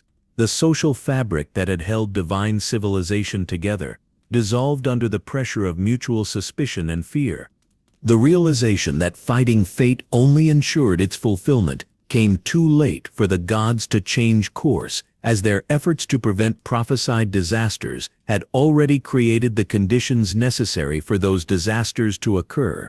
The cosmic forces that governed divine destiny operated according to principles that transcended individual will or collective action, making Olympian resistance to fate not just futile, but actively counterproductive. The ultimate irony of divine betrayal was that in seeking to preserve their individual positions within the Pantheon through mutual destruction, the gods had eliminated the very system that gave their positions meaning and value. Divine authority derived its legitimacy from the unified nature of Olympian rule, but civil war had fragmented that unity beyond repair. Each god who survived the family conflict would find themselves ruling over smaller, weaker domains that lacked the cosmic significance of their original positions. The prophecies had always warned that divine downfall would be self-inflicted, but the gods had interpreted this as meaning they would make tactical errors rather than fundamental moral failures. The reality proved far more devastating. Their downfall came not from strategic mistakes, but from the revelation that their entire civilization was built on foundations of fear, hatred, and mutual exploitation that could not survive the pressure of genuine crisis. When external threats forced them to rely on each other, they discovered that such reliance was impossible because they had never actually trusted or respected their divine family members. The cosmic significance of this betrayal extended far beyond its immediate impact on Olympian politics, representing a fundamental failure of divine governance that would influence the development of future pantheons across multiple realms. The lesson was clear. Divine authority based solely on power rather than moral legitimacy contained the seeds of its own destruction, Future civilizations of gods would need to develop more sustainable models of cosmic governance or face similar fates to their Olympian predecessors. The final realization that their efforts to escape fate had actually ensured its fulfillment marked the moment when the surviving gods understood that their civilization was doomed, regardless of their actions against Kratos. The cosmic forces they had sought to control through betrayal and violence were far more powerful than any individual deity or collective pantheon. Divine authority was revealed to be temporary stewardship rather than permanent ownership, and their stewardship had proven catastrophically inadequate for the responsibilities they had claimed. The collapse of divine unity through internal betrayal created a cascading series of failures that accelerated beyond any possibility of recovery or repair. Mount Olympus itself began manifesting physical signs of the spiritual corruption that had consumed its inhabitants, with marble columns developing stress fractures that reflected the fractured relationships between divine family members. The very architecture of divine civilization was breaking down under the weight of accumulated hatred, paranoia, and mutual destruction that had replaced the unity necessary for cosmic governance.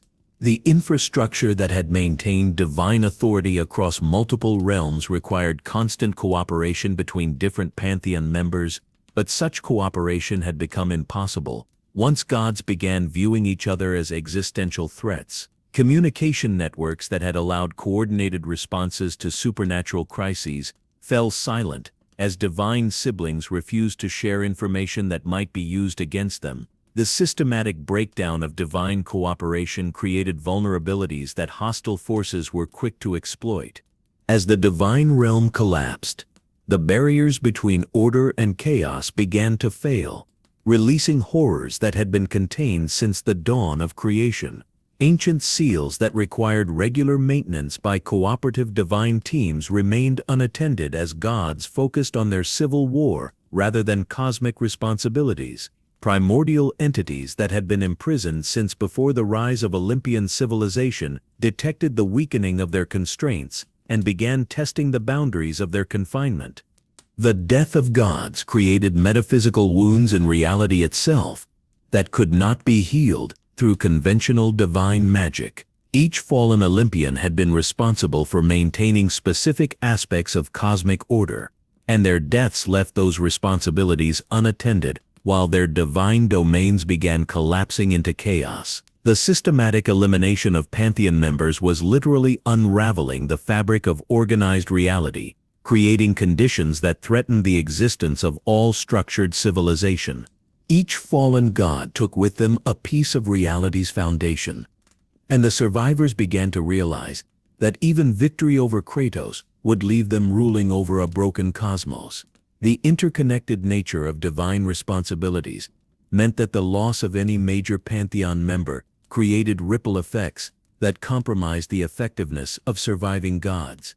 Zeus's domain over sky and weather became unstable without Poseidon's complementary control over seas and storms, while Hades's authority over death was compromised by the absence of divine colleagues who had helped maintain the boundary between life and the afterlife. The domino effect of divine deaths created a mathematical progression toward complete Pantheon collapse that no amount of individual heroism or tactical brilliance could reverse. The Olympians had designed their civilization as an integrated system where each component supported and reinforced the others. But this design made their society catastrophically vulnerable to systematic elimination of key members. The very efficiency that had made them effective rulers also made them fragile when facing opponents who understood their organizational structure. Divine domains that had previously operated in harmony began conflicting with each other. As the gods who had mediated their interactions were eliminated, the natural world became chaotic, as divine influences pulled in contradictory directions without coordination from overarching authority. Mortals experienced this breakdown as natural disasters, supernatural phenomena, and the apparent abandonment of cosmic order that had previously provided predictability and meaning to their existence. In their final desperation, the remaining gods faced an impossible choice. accept their prophesied doom, or destroy everything they had ever claimed to protect. The logic of divine self-preservation demanded increasingly extreme measures that would preserve individual gods at the cost of everything that made divine rule worthwhile. The choice between personal survival and cosmic responsibility revealed the fundamental selfishness that had always characterized Olympian motivation, even during their most apparently altruistic periods. The power vacuum, created by systematic divine elimination, attracted attention from entities that had previously been deterred by Olympian strength. Ancient beings who had avoided Greek territories during the height of divine power began moving into abandoned regions, claiming divine domains for themselves while establishing alternative systems of supernatural governance. The cosmic community recognized that a major redistribution of divine authority was occurring and positioned themselves to benefit from Olympian collapse. Monsters and supernatural threats that had been constrained by divine treaties and enforcement actions began emerging from hiding as they recognized that Olympian authority was no longer capable of maintaining previous levels of supernatural law enforcement. Creatures that had been imprisoned or exiled during the establishment of divine order returned to claim territories they viewed as rightfully theirs. The ancient world became increasingly dangerous as supernatural predators realized that divine protection could no longer be relied upon. The failure of divine infrastructure affected not just supernatural entities, but mortal populations who had organized their entire civilizations around the assumption of continued divine governance. Religious systems, political structures, agricultural practices, and cultural traditions all required adjustment to account for the absence of reliable divine guidance. The psychological impact of divine abandonment proved as devastating as the practical consequences of supernatural chaos. Surviving gods found themselves managing responsibilities that had previously been distributed among much larger numbers of divine personnel, creating workloads that exceeded even divine capabilities. The mathematical impossibility of maintaining cosmic order with insufficient divine resources forced surviving Pantheon members to choose which aspects of reality they would continue to support and which they would allow to collapse. These choices created additional vulnerabilities while generating resentment among abandoned populations. The realization that their efforts to preserve divine civilization were actually accelerating its destruction created psychological pressure that pushed surviving gods toward increasingly irrational decisions. The stress of managing impossible responsibilities, while under constant threat of elimination, broke down the decision-making capabilities that had allowed them to function as cosmic administrators. Divine leadership became erratic and unreliable, just when consistency was most crucial for maintaining remaining stability. Communication with other pantheons became increasingly difficult as divine messengers and diplomatic personnel fell victim to the ongoing conflicts. The isolation of surviving Olympians from external support or advice made it impossible for them to gain perspective on their situation or access resources that might have allowed more effective responses to their crisis. The breakdown of inter-pantheon relations ensured that Olympian collapse would occur without outside intervention. Mortal champions and allies who had previously supported divine authority began reconsidering their loyalties, as it became clear that the gods were no longer capable of providing effective leadership or protection. The pragmatic calculation that had motivated many divine mortal partnerships shifted as Olympian weakness became undeniable. Former allies began distancing themselves from a losing cause, while potential new allies remained uncommitted until the outcome became clear. The acceleration of timeline collapse meant that events which should have required decades or centuries to unfold were compressed into much shorter periods, creating additional pressure on already overwhelmed divine resources. The mathematical progression of systemic failure moved faster than divine adaptation capabilities, ensuring that each crisis occurred before recovery from previous crises was complete. The gods found themselves always responding to disasters rather than preventing them, a reactive position that made effective governance impossible. Ancient prophecies that had seemed abstract and distant became immediate practical realities as their fulfillment accelerated beyond all previous expectations. The marked warrior described in these predictions was no longer a future threat, but a present reality, whose actions were reshaping cosmic politics in real time. The age of divine supremacy was ending faster than anyone had anticipated, leaving insufficient time for adaptation or alternative planning. The confrontation between Zeus and Kratos represented more than a simple battle between divine authority and mortal rebellion. It was the culmination of cosmic forces that had been building toward this moment since the first Titan fell to Olympian ambition.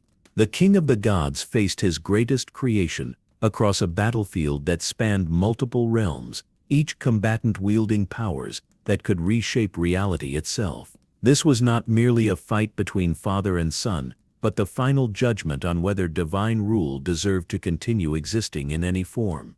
The build-up to this ultimate divine showdown required Zeus to abandon his traditional role as distant cosmic administrator and engage in direct combat for the first time in millennia.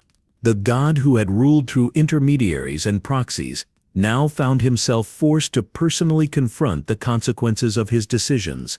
The irony was perfect. The deity who had created Kratos as an instrument of divine will was now compelled to face that instrument in single combat when all other options had been exhausted.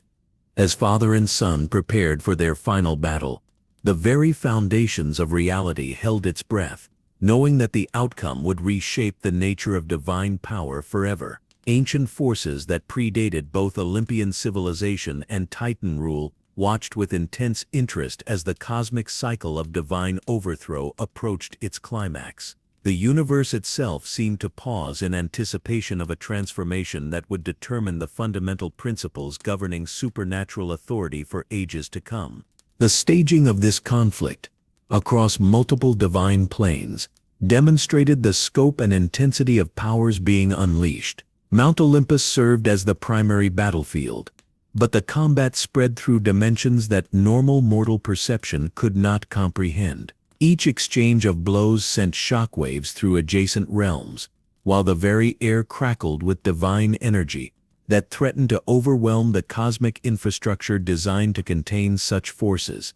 Zeus brought to this confrontation the accumulated power of centuries of rule, drawing upon divine artifacts and supernatural abilities that had been gathered during his rise to cosmic supremacy. The master bolt crackled with electricity that could vaporize mountains, while his voice carried the authority of natural law itself. He fought not just as an individual deity seeking to preserve his own existence, but as the embodiment of divine civilization defending itself against revolutionary change.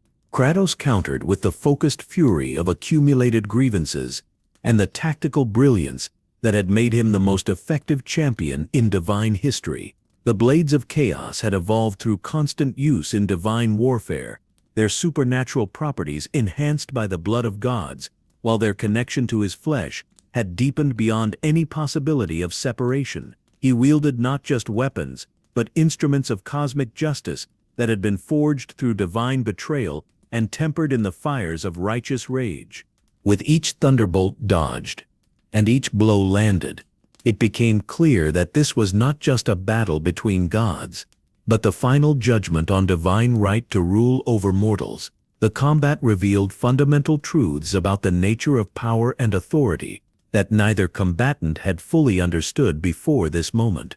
Zeus's divine superiority was being tested against Kratos's moral certainty, while traditional cosmic hierarchy was challenged by revolutionary principles that demanded fundamental change. The use of legendary weapons and supernatural abilities created a spectacle that transcended normal concepts of warfare. Divine artifacts that had been crafted during the Titan War were deployed with desperate intensity, their reality-altering properties pushed to absolute limits. The Aegis, the Golden Fleece, weapons stolen from fallen gods, all became part of an arsenal that reflected the entire history of divine conflict, concentrated into a single decisive engagement. The battle reshaped both physical and metaphysical reality, as combatants moved between dimensional planes with casual ease. Olympian architecture, that had stood for millennia, crumbled under the stress of containing forces that exceeded its design specifications.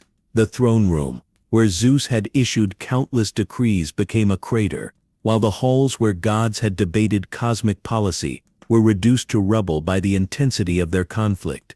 Ancient forces awakened due to the enormous expenditure of divine energy required to sustain such intense combat. Primordial entities that had remained dormant since the establishment of Olympian rule detected the massive power signatures and began stirring in their eternal prisons. The universe itself seemed to recognize that fundamental changes were occurring, with natural laws becoming temporarily flexible in the vicinity of the combatants.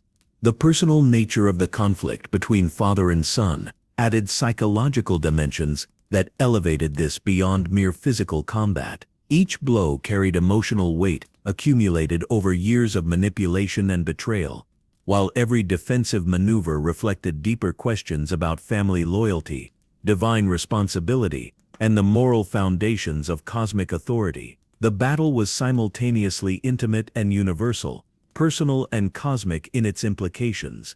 The brutality of divine family violence shocked even entities accustomed to supernatural warfare. This was not the clinical elimination of enemies, but the passionate destruction of family bonds that had once provided stability to cosmic civilization. The sight of father and son attempting to kill each other with divine weapons represented a fundamental breakdown of the natural order that transcended traditional concepts of acceptable conflict. Reality fractures began appearing as the intensity of combat exceeded the universe's ability to contain such concentrated divine power. These tears in cosmic fabric created zones where normal physics became unreliable, threatening to expand beyond control if the battle continued much longer. The combatants were literally damaging the foundations of existence through the sheer scope of their supernatural abilities. In Zeus's final moments, the truth became inescapable that the cycle of divine overthrow was not a flaw in cosmic order, but its most essential feature. The king of the gods finally understood that his own rise to power had followed the same pattern now being completed by his defeat. Divine authority was not permanent inheritance, but temporary stewardship, and his stewardship had proven inadequate for the responsibilities he had claimed. The moment when Zeus realized his defeat was inevitable marked the end of an entire era of cosmic history. His final words reflected not just personal regret, but recognition that the principles upon which Olympian civilization had been built were fundamentally flawed. The god who had overthrown his own father to claim cosmic authority was experiencing the same fate, but with the additional burden of understanding that this cycle would continue until divine beings learned to govern through justice rather than power. The death of Zeus affected all of creation in ways that mortals could barely comprehend. The god who had served as anchor point for divine civilization took with him not just his personal power, but the entire framework of cosmic order that had been built around his authority. Reality itself shuddered as fundamental constants that had remained stable for millennia suddenly became variable, requiring immediate cosmic reorganization to prevent total collapse. Kratos' moment of ultimate victory proved hollow, as he realized that destroying divine authority had not restored his family or eliminated his suffering. The revenge he had pursued with such single-minded determination had been achieved, but the cost included the destruction of everything that had given that revenge meaning. The ghost of Sparta stood alone among the ruins of cosmic civilization, victorious but empty, having learned that vengeance could destroy enemies but could not heal the wounds that had motivated it. The complete destruction of divine order in Greek mythology represented both ending and beginning, the conclusion of one cosmic era, and the potential start of something entirely different.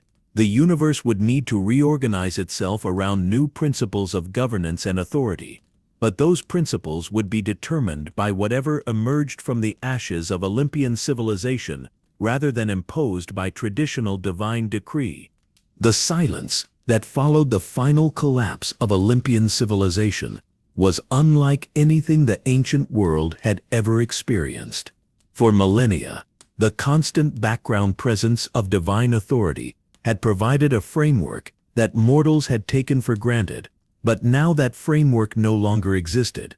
The absence of gods created a vacuum that affected not just supernatural phenomena, but the psychological and spiritual foundations upon which human civilization had been constructed. Reality itself seemed uncertain, as if the universe was struggling to reorganize itself around new principles of operation. The immediate chaos following the Pantheon's fall manifested in ways that exceeded even the most pessimistic predictions about divine collapse. Natural phenomena that had been carefully regulated by divine oversight began operating according to purely physical laws, creating weather patterns and seasonal cycles that seemed random and potentially destructive. Agricultural communities that had planned their activities around divine festivals and supernatural interventions found themselves unable to predict optimal planting and harvesting times. In the silence that followed divine apocalypse, new and stranger threats began to stir, as if the universe itself was reshaping to fill the void left by fallen gods. Ancient creatures that had been suppressed during the height of Olympian power emerged from hiding places that had protected them for centuries.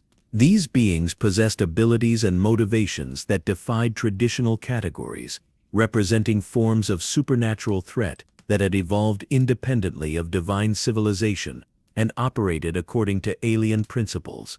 Surviving mortals faced the unprecedented challenge of organizing civilization without divine guidance or supernatural protection.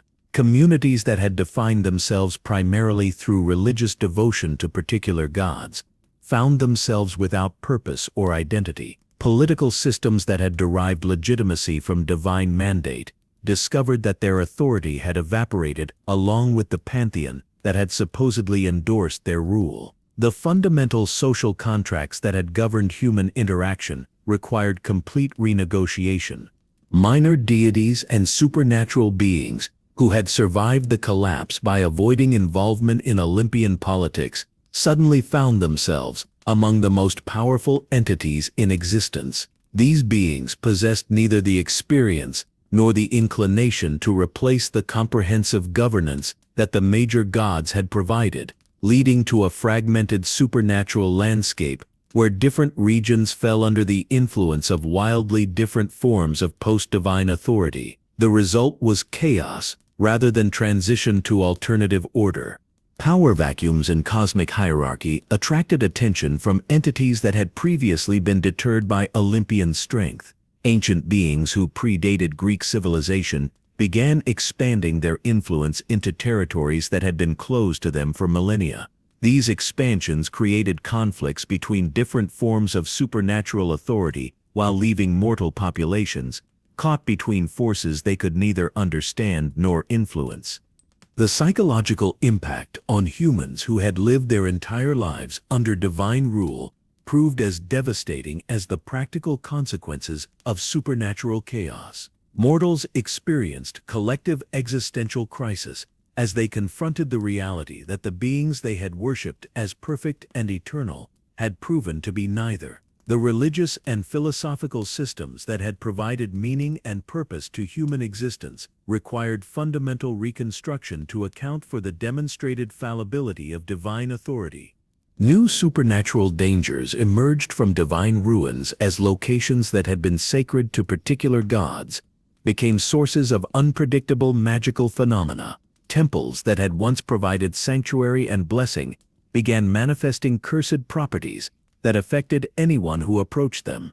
Divine artifacts abandoned by their dead owners became sources of chaotic energy that could transform or destroy anything in their vicinity without regard for the intentions of those who encountered them.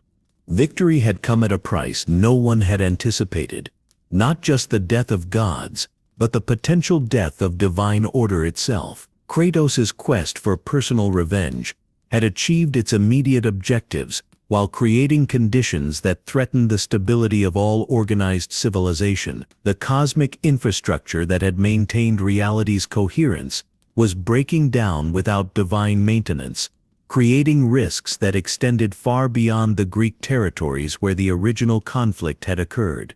The reality fractures left over from divine civil war continued expanding, despite the absence of active combat, suggesting that the damage to cosmic fabric was irreversible through conventional means. These zones of unstable reality created hazardous conditions that affected both supernatural entities and mortal populations, while serving as entry points for influences from dimensions that had previously been safely isolated from normal existence.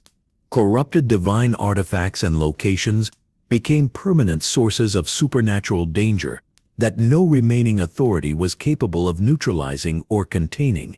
The weapons and tools that gods had used to maintain cosmic order retained their power while losing the guidance systems that had made them beneficial rather than destructive. These abandoned instruments of divine will operated according to their original programming without regard for changed circumstances. Ancient imprisoned beings began escaping without divine wardens to maintain their confinement, adding to the chaos while pursuing revenge against the civilization that had originally captured them. Many of these entities possessed grudges against humanity in general, rather than specific antagonism toward the Olympians, making them threats to all mortal populations regardless of their previous relationships with divine authority. As Kratos stood among the ruins of Olympus, he began to understand that his quest for personal vengeance had consequences that would echo across all realms and all time. The scope of destruction he had caused extended far beyond his original intentions, affecting innocent populations who had played no role in his suffering. The ghost of Sparta was forced to confront the reality that achieving justice through violence had created injustices that exceeded the original wrongs he had sought to address. The hollow nature of victory became apparent as Kratos realized that eliminating his enemies had not restored what he had lost or healed the wounds that had motivated his quest. His wife and daughter remained dead. His suffering continued unchanged, and the satisfaction he had expected from revenge proved ephemeral when compared to the magnitude of destruction his actions had caused. The revenge that had consumed his existence for so long had been achieved, but at a cost that made the victory meaningless. The potential for divine resurgence remained uncertain, as the fundamental forces that had originally created divine civilization continued to exist, despite the elimination of specific Pantheon members. Whether new gods would eventually emerge to replace the Olympians, or whether some entirely different form of cosmic organization would develop, remained unknown. The universe was entering an unprecedented period where traditional patterns of supernatural authority no longer applied. The transformation of Kratos from destroyer to seeker of redemption began in this moment of contemplating the full scope of consequences his actions had generated. The realization that revenge had solved nothing while creating enormous new problems marked the beginning of a psychological evolution that would eventually lead him toward very different approaches to addressing injustice and suffering. The god of war was beginning to understand that true strength lay not in the ability to destroy enemies, but in the wisdom to break cycles of violence before they consumed everything he might care about. The mythological legacy of Kratos' actions against the Olympian Pantheon extended far beyond the immediate destruction of Greek divine civilization, creating precedents and establishing principles that would influence supernatural politics across all realms for generations to come. The demonstration that gods could be systematically eliminated by sufficiently motivated mortal opponents shattered fundamental assumptions about the nature of divine authority that had governed cosmic relations since the dawn of organized pantheons. Every surviving deity in every mythology was forced to reconsider their relationship with mortal subjects and divine rivals alike. Other pantheons monitoring the collapse of Olympian civilization responded with varying degrees of alarm, preparation, and opportunism. The Norse gods increased security measures around Asgard, while developing new protocols for identifying and neutralizing potential threats from within their own champion networks. Egyptian deities began rotating responsibilities to prevent any single god from becoming indispensable, while implementing redundancy systems that could maintain cosmic order even if key pantheon members were eliminated. The lessons of Olympian vulnerability were being studied and applied across the supernatural community. The influence of Kratos' actions proved truly eternal. As other pantheons realized that the age of unquestioned divine authority had ended forever, the casual arrogance that had characterized god-mortal relations for millennia was no longer sustainable. Once mortals understood that divine beings were vulnerable to determined opposition, future divine-mortal partnerships would need to be based on genuine mutual benefit rather than assumed mortal subservience, fundamentally altering the power dynamics that had previously governed supernatural civilization. Cultural and religious impact on mortal civilizations proved equally profound as human communities struggled to develop new frameworks for understanding their place in a universe where gods were demonstrated to be neither eternal nor invincible. Traditional religious practices that had emphasized absolute submission to divine will were replaced by more nuanced approaches that acknowledged both divine power and divine fallibility. The psychological security that had come from believing in perfect supernatural protectors was lost, but replaced by the empowering realization that mortals possessed agency in their relationships with cosmic forces. The systematic documentation of how divine authority could be challenged and overthrown created a body of knowledge that spread throughout the ancient world, despite attempts by surviving pantheons to suppress such information. Techniques for identifying divine weaknesses, methods for acquiring weapons capable of harming immortal beings, and strategies for exploiting psychological vulnerabilities in supernatural entities became part of a revolutionary curriculum that transformed mortal understanding of cosmic politics. Across distant realms, gods who had never heard of Sparta or Olympus began to feel the effects of cosmic change, as if the very nature of divinity itself had been altered. The metaphysical principles that governed divine existence were revealed to be more flexible than anyone had previously understood, suggesting that fundamental aspects of supernatural authority could be modified through sufficiently dramatic interventions. The cosmic constants that had seemed eternal were proving to be variables that could be influenced by exceptional circumstances. The ongoing conflicts stemming from the fall of divine order created opportunities for ambitious entities seeking to establish new forms of supernatural authority. Ancient beings who had been suppressed during Olympian dominance began asserting claims to territories and responsibilities that had been abandoned by dead gods. These power struggles generated additional instability, while demonstrating that the elimination of one pantheon did not automatically result in peaceful cosmic conditions.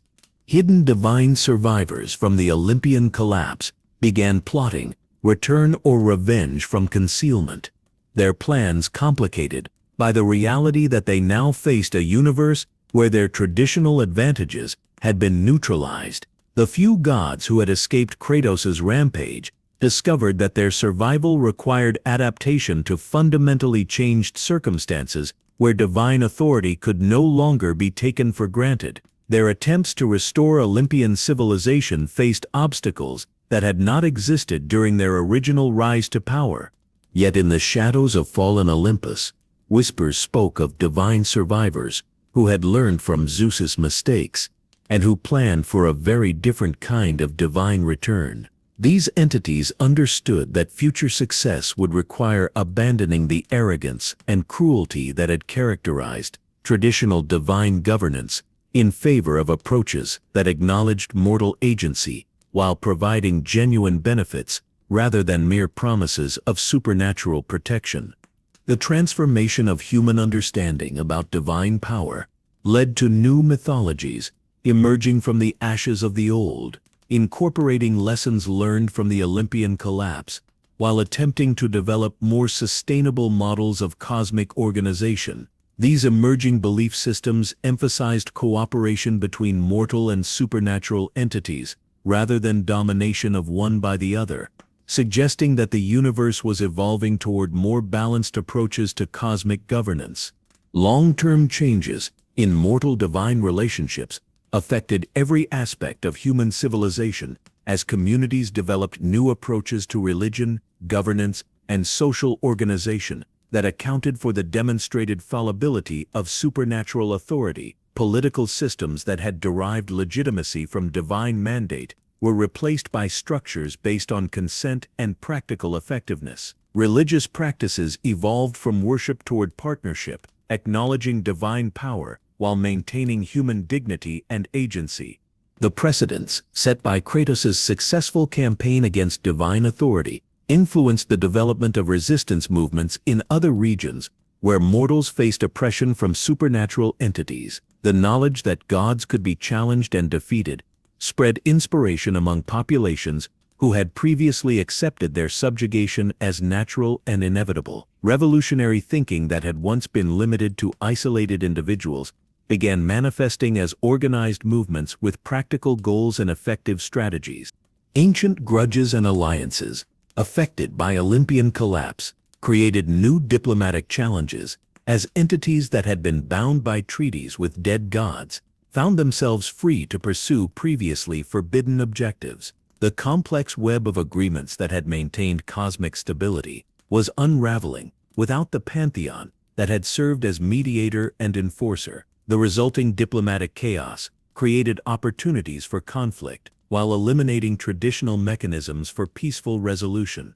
The potential for divine resurgence or evolution remained a constant concern as cosmic forces that had originally created divine civilization continued to operate despite the elimination of specific Pantheon members.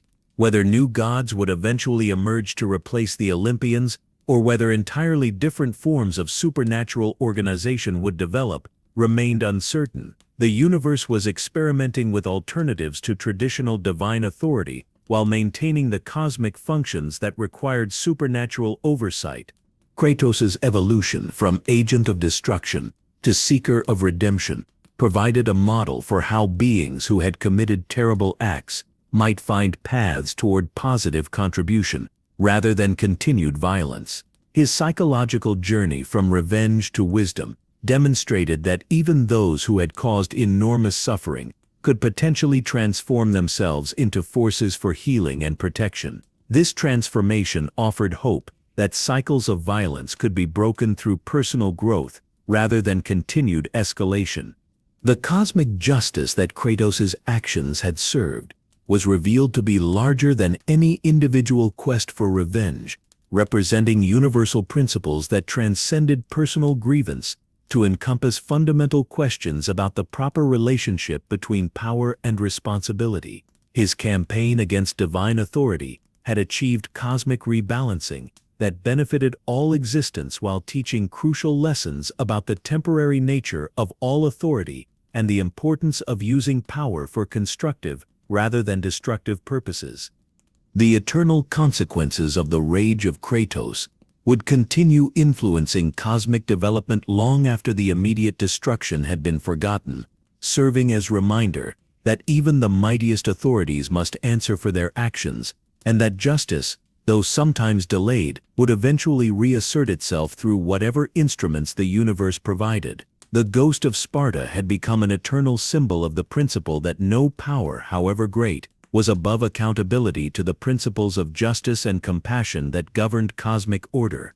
The modern discoveries that continue to reshape our understanding of Kratos' story emerge from archaeological sites across the ancient world, where evidence of divine civilization and its violent collapse provides tangible proof of mythological accounts that were once dismissed as mere legend. Fragments of divine weapons, ruins of supernatural architecture, and inscriptions describing events that match perfectly with the ghost of Sparta's campaign against Olympian authority confirm that these tales represent historical reality rather than imaginative fiction. Each new excavation adds details to the narrative, while raising new questions about the true scope of divine influence over ancient civilizations.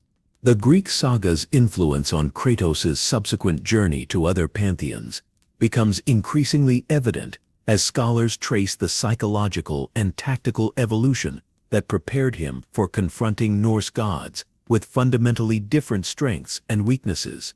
The lessons learned from systematically dismantling Olympian civilization provided him with insights into divine psychology, knowledge of supernatural vulnerabilities, and strategic approaches that would prove invaluable when facing Asgard's pantheon. His experience with Greek divine politics taught him to recognize patterns of divine behavior that transcended specific mythological systems.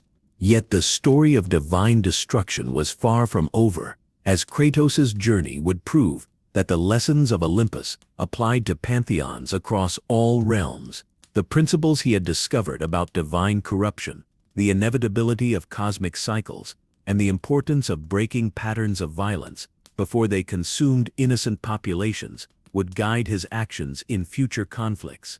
His transformation from destroyer to protector represented a fundamental evolution in his understanding of how power should be used and what responsibilities came with supernatural abilities. What the Kratos story reveals about the nature of divine power extends far beyond Greek mythology to encompass universal truths about authority, responsibility, and the relationship between might and right. His campaign against the Olympians demonstrated that divine beings were subject to the same moral laws that govern mortal behavior, and that claims to exemption from ethical accountability were merely expressions of arrogance rather than legitimate divine prerogative. The cosmic justice he served transcended individual grievance to encompass fundamental principles of universal fairness. The connection to Norse mythology and future pantheon threats becomes apparent through analysis of prophetic texts that describe similar patterns of divine corruption and revolutionary response across multiple mythological systems. The Ragnarok prophecies speak of cosmic change driven by divine failure to maintain justice and wisdom, suggesting that the problems Kratos encountered in Greek mythology were symptoms of deeper universal issues affecting all supernatural civilizations. His arrival in Norse lands was not coincidental, but part of a larger cosmic pattern that required his specific skills and experience. How personal vengeance became cosmic transformation illustrates the way individual actions can serve larger universal purposes, even when the actor's immediate motivations are purely personal. Kratos' quest for revenge against the gods who had destroyed his family evolved into a mission of cosmic justice that benefited all existence by eliminating systems of authority based on fear and exploitation. His personal suffering became the catalyst for universal healing, though this transformation required him to evolve beyond his original desire for simple retribution. The cosmic significance of breaking cycles of violence becomes evident when examining how Kratos' journey from Greece to Norse lands represented a fundamental shift from perpetuating patterns of destruction to actively working to prevent them.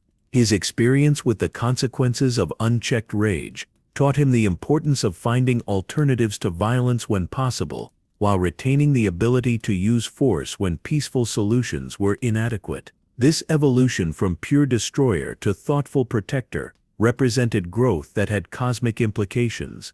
In distant Norse lands, gods who thought themselves wiser than their Greek counterparts would soon learn that divine arrogance was a universal flaw, and that fate's agent was already walking among them. The Aesir pantheon's confidence in their own superiority, and their assumption that the problems that had destroyed Olympus could not affect them, represented the same hubris that had doomed Zeus and his family. Their failure to learn from Olympian mistakes ensured that they would face similar challenges from the same agent of cosmic justice. The eternal struggle between order and change manifests throughout Kratos' story, as he repeatedly confronts systems that have become so rigid and corrupt that they resist necessary evolution through peaceful means. His role as agent of transformation sometimes requires destruction of existing structures before healthier alternatives can develop. But his growing wisdom teaches him to distinguish between changes that serve cosmic justice and those that merely satisfy personal desires for revenge. This discrimination becomes crucial for ensuring that his interventions serve universal rather than selfish purposes. Why some mysteries are meant to echo across all realms becomes apparent when recognizing that certain cosmic principles transcend specific mythological boundaries to govern the relationship between all forms of supernatural authority and their subjects. The patterns that Kratos discovered in Greek divine politics prove to be universal constants that affect every pantheon, suggesting that his experiences provide insights relevant to understanding supernatural civilization in general, rather than merely Greek mythology in particular. The possibility of redemption, even for those who have committed the ultimate sins, represents perhaps the most important lesson embedded in Kratos' transformation from destroyer of gods to protector of innocence. His journey demonstrates that no individual is irredeemably evil if they possess the wisdom to learn from their mistakes and the strength to choose different paths when confronted with similar circumstances. This hope for transformation provides cosmic optimism that balances the darker themes of divine corruption and violent justice. The ghost of Sparta's evolution, from agent of destruction to seeker of wisdom, proves that even in the darkest mythological tales, there remains potential for growth, learning, and the choice to pursue construction rather than destruction. His story serves as a reminder that individual actions have cosmic consequences, that power must be balanced with responsibility, and that the greatest strength lies not in the ability to destroy enemies, but in the wisdom to protect the innocent while working to prevent the conditions that create enemies in the first place. The rage of Kratos was never just about one man's quest for vengeance, but the universe's way of teaching divine beings that immortality without wisdom, power without compassion, and authority without justice would always contain the seeds of their own destruction. His story echoes across all mythologies as a reminder that even gods must answer for their crimes, and that sometimes the greatest act of mercy is the complete destruction of a corrupt system. In learning to control his rage, Kratos discovered something more powerful than vengeance, the possibility of redemption, even for those who have committed the ultimate sins. The ghost of Sparta's journey from destroyer to protector proves that even in the darkest mythological tales, there remains hope for transformation, growth, and the chance to choose a different path when the cycle of violence threatens to consume everything we hold dear.